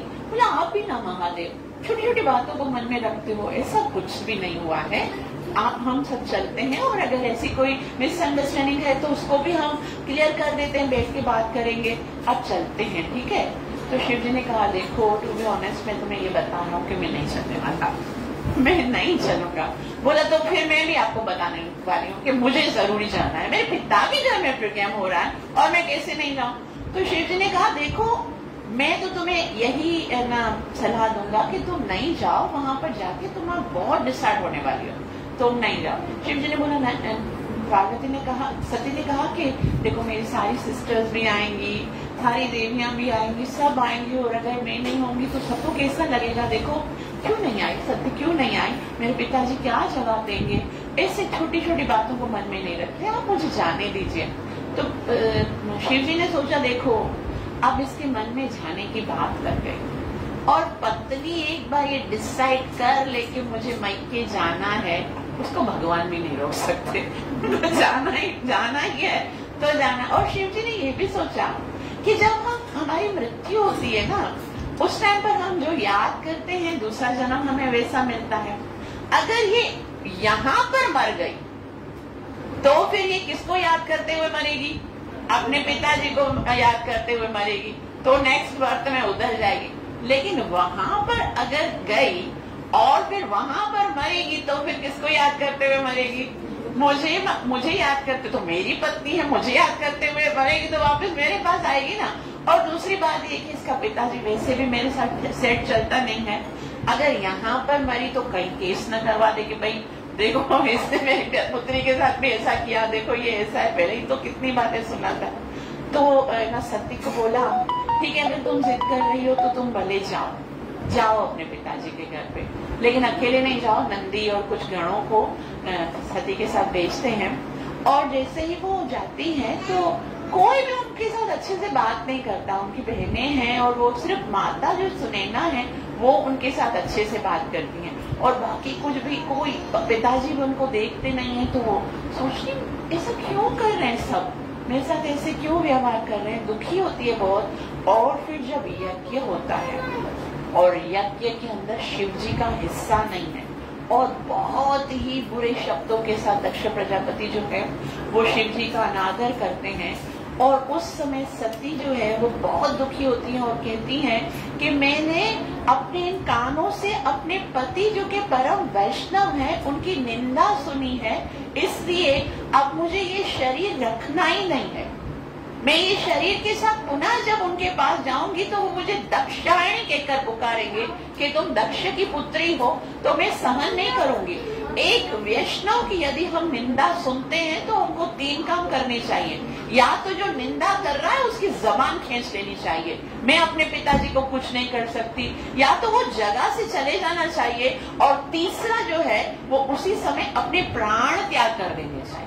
वैष्णव की निंदा कानों से कभी नहीं सुननी चाहिए। तो फिर ऐसा सोचते, ऐसा बोलते ही जो सती हैं वो अग्नि में कूदकर अपने प्राण जो है वो दाह कर देती हैं, और सती जो है वो अग्नि में कूदकर जलकर भस्म हो जाती है। तो भगवान शिव के जो गण आते हैं वो बहुत उत्पात मचाते हैं, पूरा यज्ञ जो है वो उथल पुथल हो जाता है। कोई किसी की दाढ़ी काट देते हैं, तो किसी के दांत तोड़ देते हैं, किसी को क्या कर देते हैं। और फिर क्या होता है, वहां सती जलकर मर गई, शिव जी को पता ही नहीं। तो शिव जी को पता ही नहीं है, फिर क्या होता है, नारद मुनि आते हैं और नारद मुनि पूछते हैं शिव जी से कि महादेव कैसे हैं आप? बोला सब ठीक चल रहा है। बोला हाँ, सती कहाँ है? तो महादेव कहते हैं सती है ना, वो गई है, मायके गई है, अपने पिता के घर पे गई है। तो नारद मुनि कहते हैं पिता के घर नहीं गई है, वो तो परम पिता के घर पे गई है। क्यों, क्या मतलब है? बोला मतलब ये है कि सती वहां पर जल के भस्म हो गई है, और दक्ष प्रजापति ने आपका इतना अपमान किया है कि वो सहन नहीं कर सकी और उसने अपने शरीर को जला दिया। उस समय शिव जी को इतना क्रोध आता है, इतना क्रोध आता है कि दक्ष प्रजापति अपने आप को समझता क्या है, एक बार उसको क्षमा कर दिया, वो इतना अपमान किया, और अब उस मेरी पत्नी का जो है ना उसके कारण उसका देह त्याग कर दिया। फिर शिव जी जो है वो अपना जटा से बाल काटते निकालते हैं, जमीन पर जोर से फेंकते हैं, और उससे वीरभद्र उत्पन्न होता है। और वीरभद्र इतना विशाल होता है, हजारों उसकी हाथ होते हैं, और एकदम ऊपर आसमान तक उनका शरीर होता है। और वो जब चलते हैं ना, खाली पैर रखते हैं, उसके नीचे कितने सारे लोग दब के मर जाते हैं, और यज्ञशाला में जाकर सारे यज्ञ को तहस नहस कर देते हैं। सब जो है ना शिव जी की निंदा हो रही थी, जो जैसे कोई एक भृगु ऋषि था, शिव जी की निंदा करते वक्त उसने क्या किया था, अपनी दाढ़ी को ऐसे हाथ लगाया था। तो जो वीरभद्र है ना उसकी दाढ़ी काट के फेंक देता है। एक दूसरे देवता है पुंसा नाम के देवता, वो जब शिव जी की निंदा हो रही थी तो वो हंस रहे थे तो उसके दांत तोड़ देते हैं। एक दूसरे देवता थे, वो क्या करते हैं, घूर के देखते तो उसकी आंखें निकाल देते हैं। और एक जो दक्ष प्रजापति है ना उसको देखते हैं, ढूंढते दक्ष प्रजापति कहाँ है जिसने निंदा की है, और ढूंढ के जोर से जाके झपट के दक्ष प्रजापति को पकड़ते हैं और उसको काटने का प्रयास करते हैं, जैसे उनका गर्दन काटने का प्रयास करते हैं। एक बार, 2 बार, दूसरी छुरी कट ही नहीं रहा। फिर क्या होता है, यज्ञ में जो पशु को मारने का एक बहुत बड़ा हथियार होता है, उसके साथ उसकी गर्दन काट देते हैं, और वो गर्दन जो है वो यज्ञ कुंड में ही डाल के समा करके चले जाते हैं। अब इतना सब कुछ हो जाता है, महादेव वहीं पर बैठे हैं, ब्रह्मा जी को पता चलता है कि भाई यज्ञ पूरा विध्वंस हो गया है। यज्ञ तो धर्म का काम है जिसमें भगवान विष्णु की प्रशंसा विशेष उद्देश्य है, लेकिन जब वैष्णव का अपमान हुआ है तो यज्ञ का इतना बुरा हाल हो गया है। अब शिव जी के पास सारे देवी देवता आते हैं, और सारे देवी देवता आते हैं और देखते हैं कि शिव जी का क्या रिएक्शन है। शिव जी तो आनंद से, मतलब भगवान के भक्त है, उनको कुछ भी नहीं फर्क पड़ता, वो आनंद से नाम जप करते हैं और सब आके सॉरी करते हैं, क्षमा कर देते हैं। बोला मैंने तो किसी को ऐसा सोचा ही नहीं है कि वो अपराध कर रहे हैं। बोला लेकिन हम चाहते हैं कि दक्ष प्रजापति का जो यज्ञ है वो सफल हो, तो आप हमारे साथ चलिए। और फिर शिव जी जाते हैं तो सबको आशीर्वाद देते हैं, सब जितने भी वहां पर होते हैं उनको आशीर्वाद देते हैं। जिस ऋषि की दाढ़ी है ना निकली हुई थी उसको भी वो आशीर्वाद देते हैं कि वो भी सही हो जाए। जिसकी आंख निकली हुई थी उसको देवता को जो है ना वो आंखें वापस देते हैं, लेकिन वो दोपहर को देख सकेंगे, रात को नहीं देख सकेंगे। जिनके दांत निकल गए थे उनको बोला अभी तुम बहुत बूढ़े हो गए हो, कूट पीस के खा लिए ना, ग्राइंड करके खाया करो, ऐसे करके सबको ठीक कर देते। लेकिन बोला दक्ष प्रजापति वो जब सही होंगे तभी तो यज्ञ वापस से होगा, तो तुम इनको कैसे सही करें। बोला देखो अभी उनका जो सर है वो तो जल के भस्म हो गया, फिर क्या करेंगे, अभी सर ही नहीं है तो भी वो चलेगा कैसे। बोले लेकिन महादेव आप कुछ तो कृपा करें ताकि वो अपना यज्ञ कंप्लीट करे। तो महादेव कहते चलो ठीक है, जो बलि के लिए बकरा लाया था वही लेके आओ। बलि के लिए बकरा लाया था उसका सर, बोला इसका सर काट के ना फिर इसको लगा देंगे तो वो सही होगा। लेकिन बोला बकरे का सर, बोला ये हाँ ये हेड ट्रांसप्लांट का काम मैंने पहले भी किया हुआ है, मेरे पुत्र का भी हुआ था ऐसे, और हाथी का लगाया था, इसको बकरे का लगा देते हैं। और जैसे ही बकरे का लगाते हैं तो बोलता है मैं है, बकरे की तरह बोलता है। और फिर यज्ञ होते हैं और उसके बाद जो है वो दक्ष प्रजापति तपस्या करने के लिए चले जाते हैं। और इसके बाद एक छोटी सी कथा है, उसको करके हम खत्म करेंगे क्योंकि ये चैप्टर खत्म करना है। तो उसके बाद ये बताया जाता है कि स्वयंभु मनु और शत्रुपा के दो पुत्र थे। कौन कौन थे? उत्तानपाद और प्रियव्रत। तो जो उत्तानपाद थे उनकी दो पत्नियां थी, एक का नाम था सुरुचि और दूसरी का नाम था सुनीति। सुरुचि का क्या मतलब होता है? जो अपने रुचि के अनुसार चलती है, उसको नीति का कोई ज्ञान नहीं है, क्या करना चाहिए क्या नहीं करना चाहिए कुछ पता नहीं। और सुनीति का मतलब है जो नीति के अनुसार चलती है। लेकिन जो राजा थे वो सुरुचि से बहुत प्रेम करते थे और इतना प्रेम करते थे कि उसकी हर बात मानते थे।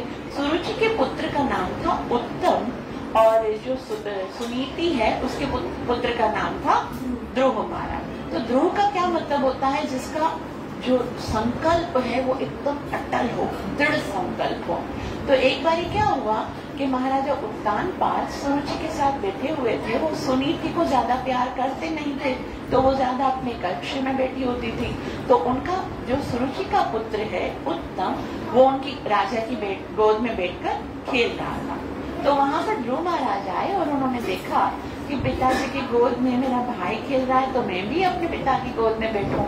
और वो छोटा सा था, वो अपने ओन से ही प्रयास कर रहा था कि मैं चढ़ूं ऊपर। ऐसे करके चढ़ने का प्रयास किया और जैसे सुरुचि ने देखा तो उसको धक्का मार के नीचे गिरा दिया। तो बहुत दुख हुआ ध्रुव महाराज को और कहने लगे माताश्री मुझे भी पिता की गोद में बैठना है। बोला नहीं, तुम इनकी गोद में नहीं बैठ सकते। बोले क्यों? उत्तम जैसे उनके पुत्र हैं तो मैं भी तो उनका पुत्र हूँ, तो मुझे भी गोद में बैठने का अधिकार है। बोला हाँ तुम उनके पुत्र हो, परंतु क्योंकि तुम मेरे पुत्र नहीं हो इसीलिए तुम्हें पिता की गोद में बैठने का कोई अधिकार नहीं है। बोला लेकिन आप भी तो मेरी माँ हो। बोला हाँ मैं तुम्हारी माँ हूँ लेकिन मैं तुम्हारी असली माँ नहीं हूँ। तो बोला मुझे क्या करना पड़ेगा? आप अगर चाहते हो अपने पिता की गोद में बैठना तो सबसे पहले तुम्हें तपस्या करनी होगी। तपस्या करो, भगवान विष्णु को प्रसन्न करो। जब भगवान विष्णु प्रकट हो जाएंगे तब उनसे आशीर्वाद दो कि तुम मेरी कोख से जन्म लो, और जब तुम मेरी कोख से जन्म लोगे तभी तुम्हें अपने पिता के गोद में बैठने का अधिकार मिलेगा। तो यहाँ पर आचार्य गण कहते हैं कि शिक्षा तो बहुत अच्छी थी कि तपस्या करो और भगवान विष्णु को प्रसन्न करो, लेकिन भगवान विष्णु को प्रसन्न करने के बाद फिर मेरी कोख से जन्म लो। विष्णु ये तो अपमान हो गया भगवान का। भगवान की प्रसन्नता के बाद तो जन्म मरण का चक्कर ही खत्म हो जाना चाहिए। तो ध्रुव महाराज को ये बात बहुत, क्योंकि वो क्षत्रिय थे, बहुत दुख हुआ और अपनी माता सुनीति के पास जाकर रोने लगा और कहा मुझे माताजी ने ऐसे बोला है। तो सुनीति कहने लगी कि तुम्हारी माता ने ना बिल्कुल सही बोला है। जब तक अगर हमारी कोई इच्छा है वो केवल भगवान ही पूरी कर सकते हैं, हमें भगवान के पास ही जाना चाहिए। तो बोला मैया मैं भगवान के पास जाऊंगा और मैं भगवान से अधिकार लेकर आऊंगा।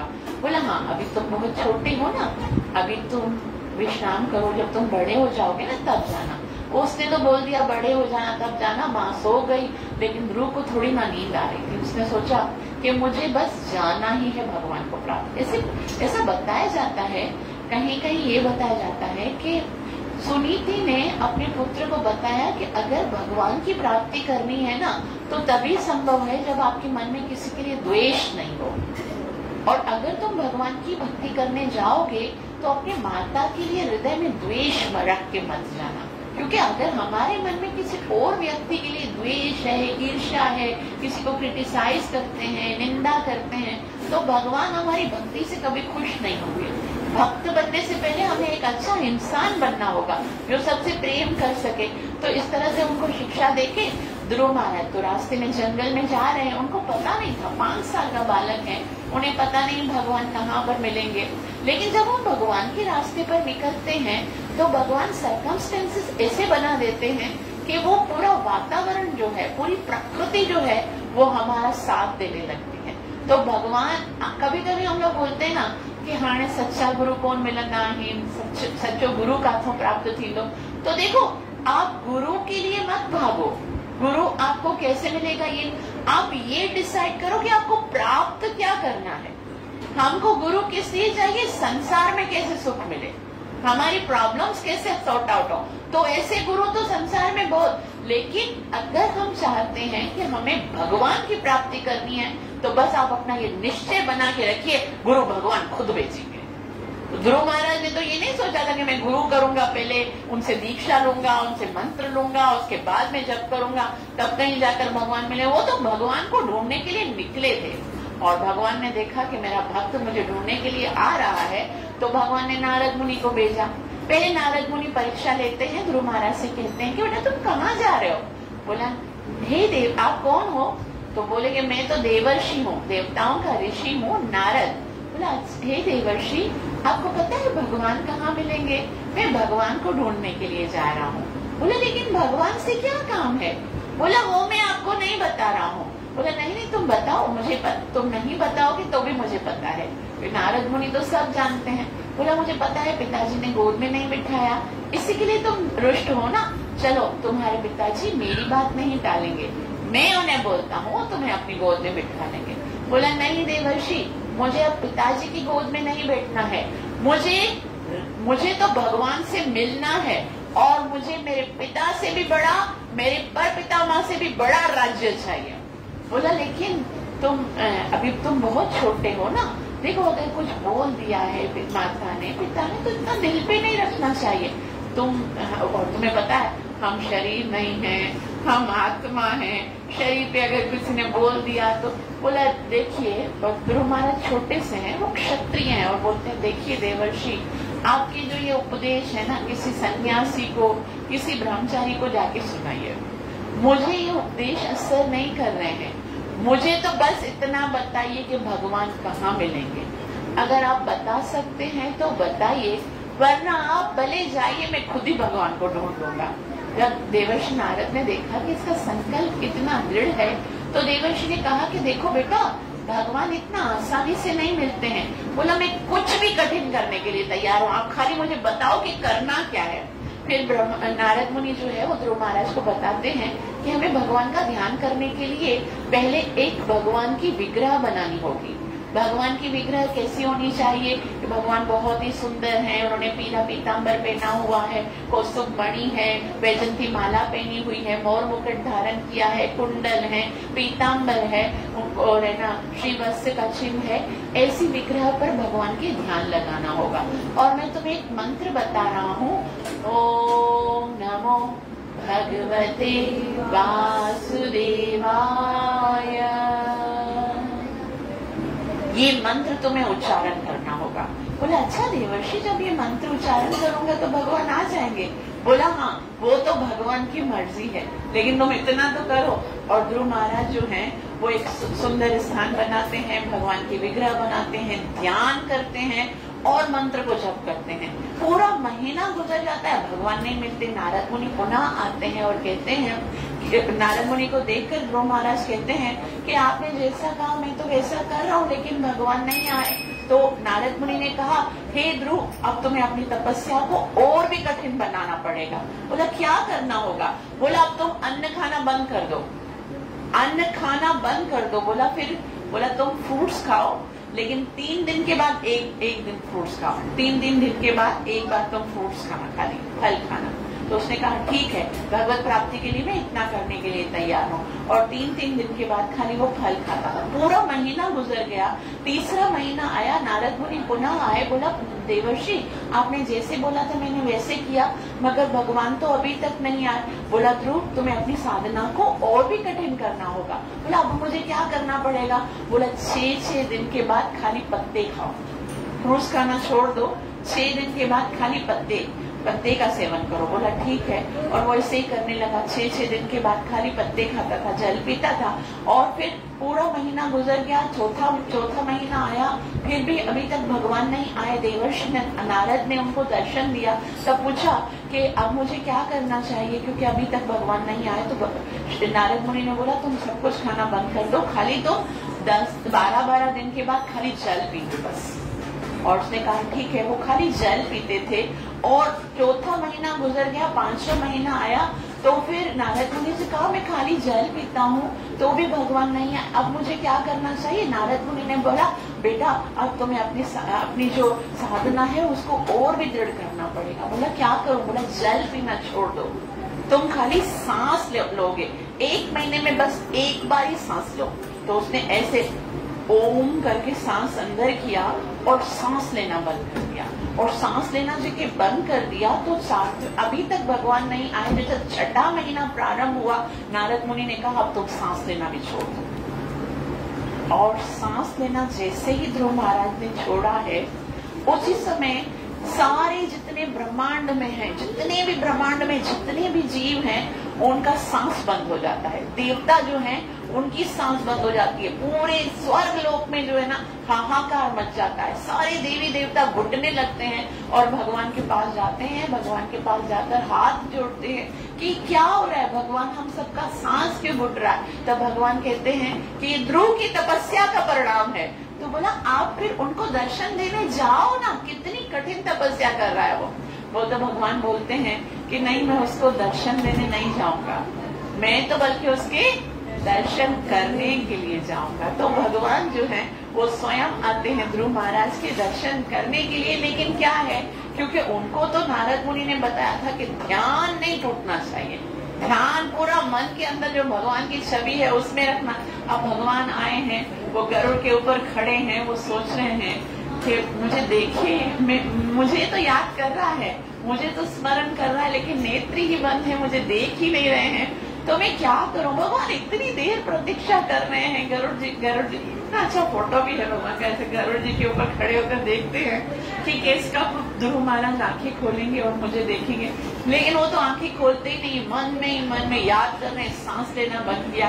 फिर भगवान क्या करते हैं, ध्रुव के मन में जो अपनी छवि है उसको निकाल देते हैं। अब जैसे ही ध्रुव के मन से वो छवि गायब होती है, वो छटपटा के ऊपर आंखें खोलते हैं और क्या देखते हैं, जिस भगवान को मैं हृदय में याद कर रहा था वो भगवान साक्षात प्रकट है, वो श्री कृष्ण का नहीं है। फिर भगवान जो है वो ध्रुव महाराज को देखकर बहुत बहुत प्रसन्न होते हैं और ध्रुव से कहते हैं कि मुझे पता है कि तुमने बहुत साधना की है और मुझे पता है कि तुमने किसके लिए की है, मैं तुम्हारी हर इच्छा पूरी करूंगा। तुम इतना रोते हैं, भगवान की स्तुति करना चाहते हैं, लेकिन क्योंकि छोटे हैं अभी तक, तो गुरुकुल ही नहीं गए थे, 5 साल के बाद ही गुरुकुल जाते थे, उनको स्तुति करना आती ही नहीं है कि मैं भगवान की स्तुति कैसे करूं। फिर भगवान को जब पता चलता है कि ध्रुव स्तुति करना चाहते हैं, तो भगवान के जैसे हाथों में ना, एक हाथ में शंख होता है, इसमें चक्र होता है, गदा होता है, पद्म, तो भगवान अपना जो शंख है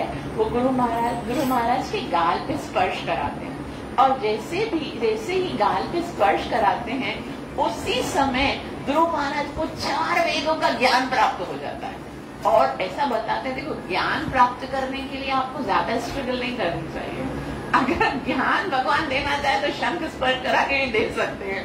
अब भक्ति करनी चाहिए क्योंकि भक्ति होगी तो ज्ञान खुद ब खुद। भगवान क्या कहते हैं भगवद गीता 10.10 में, तेषां सतत युक्तानां भजतां प्रीतिपूर्वकं ददामि बुद्धि योगं तं येन माम् उपयान्ति। जो कंटिन्यूस मेरा नाम स्मरण करेगा उसको बुद्धि में खुद ही दे दूंगा, ज्ञान में खुद ही दे दूंगा। हम क्या करते हैं, बचपन से लेकर जवानी से लेकर बुढ़ापे तक ज्ञान प्राप्त करने के लिए कितना पैसा, कितनी स्ट्रगल, कितना एनर्जी देते हैं। भक्ति के लिए तो कुछ करते नहीं है।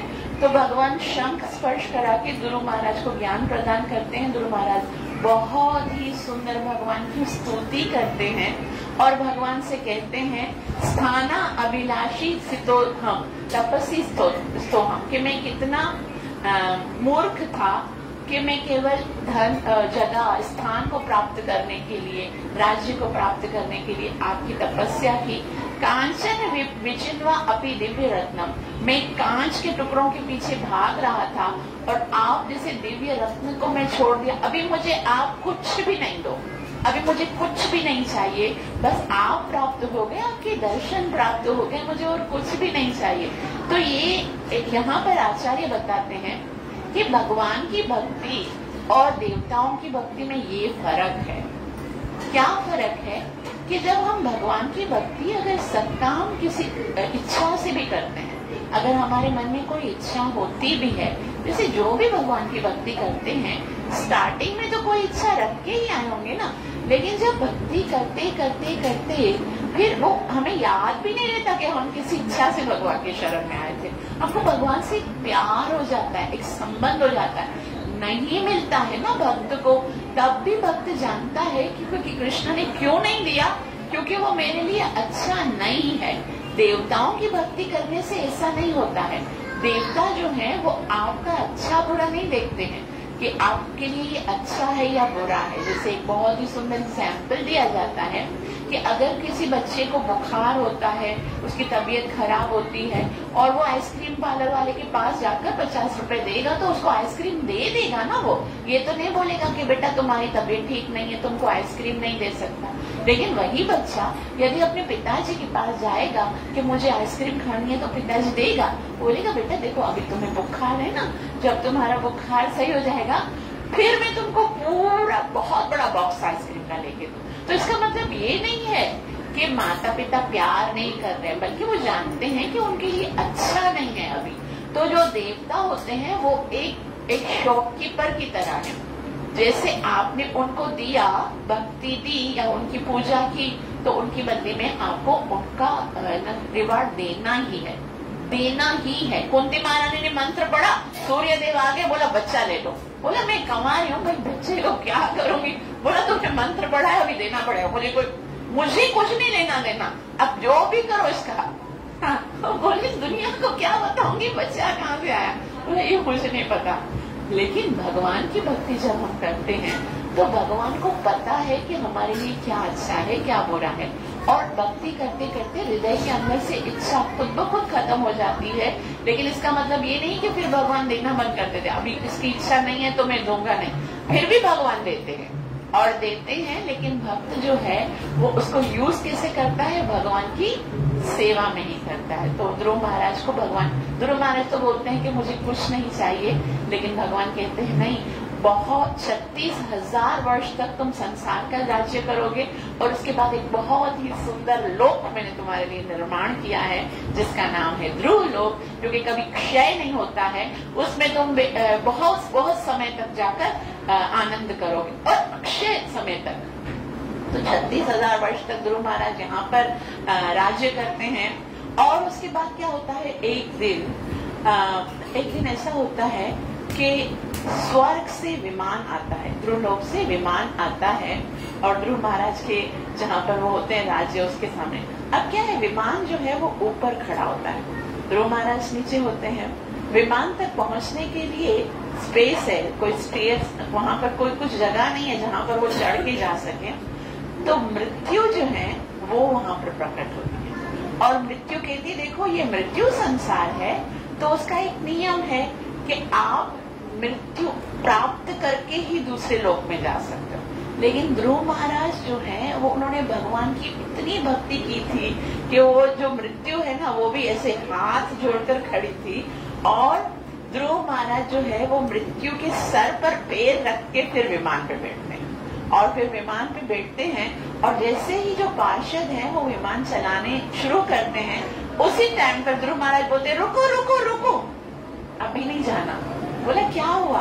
बोला मैं अकेले थोड़ी जाऊंगा, मेरी एक माता है जिन्होंने मुझे शुरू में बताया था भगवान के बारे में, इतना प्रेम से मुझे बताया था, पहले मेरी माता जाएंगी ना उसके बाद मैं जाऊंगा, ऐसे मैं भगवान के धाम में नहीं जाऊंगा। तो आचार्य यहाँ पर बताते हैं कि देखो हमको भी एक न एक दिन भक्ति करेंगे तो भगवान लेने के लिए आएंगे। और ऐसा बताया गया है कि जब ध्रुव महाराज से हमें क्या शिक्षा लेनी चाहिए कि हमने भी तो कहीं ना कहीं से भगवान का नाम सुना है, हमको भी याद करना चाहिए भगवान हमको भी मुक्त करो, खाली है ना मुझे अकेले मुक्ति नहीं चाहिए। श्रील प्रभुपाद जी कहते हैं कि ये श्रील प्रभुपाद जी की बहुत हृदय के अंदर जो विनम्रता है उसका बखान होता है। श्रील प्रभुपाद जी कहते हैं मैं तो बूढ़ा हो गया हूँ, मुझसे तो ज्यादा भक्ति नहीं हो रही है, लेकिन मेरे जो ये शिष्य है ना वो बहुत अच्छे से भक्ति कर रहे हैं और ये इतने शुद्ध भगत बने हैं कि जब भगवान के धाम में जाएंगे तो जरूर मेरे लिए भगवान से बोलेंगे कि श्रील प्रभुपाद जी से हमने सीखा है और इनके कारण मैं मुक्त हो जाऊंगा। तो ये तो उनकी विनम्रता है। और फिर जब जाते हैं तो पार्षद जो है वो दिखाते हैं कि आप चिंता मत कीजिए, देखो सामने भी एक विमान जा रहा है और सामने वो खिड़की, विमान की खिड़की दिखाते हैं और खिड़की खोल के देखते हैं और सामने जो है उनकी माता सुनीति जो है वो विमान में बैठी हुई होती है। और इस तरह से ध्रुव महाराज जो है वो भगवान के नाम में जाते हैं। हरे कृष्णा कृष्णा कृष्णा हरे हरे, हरे राम राम राम हरे हरे, हरे कृष्णा कृष्णा कृष्णा हरे हरे, हरे राम राम राम हरे हरे, हरे कृष्णा कृष्णा कृष्णा हरे हरे, हरे राम राम राम। ग्रंथराज श्रीमद् भागवतम महापुराण की, हरि पावनोद्धार चैतन्य महाप्रभु की, कलिवाधार्य हरे कृष्ण महामंत्र की, नित्य लीला प्रवेश दिव्यांग ग्रेस अभय शरणारविंद भक्ति विराम स्वामी शिला प्रभुपाद की, गौर प्रेम पुरुषोत्तम अधिक पास की।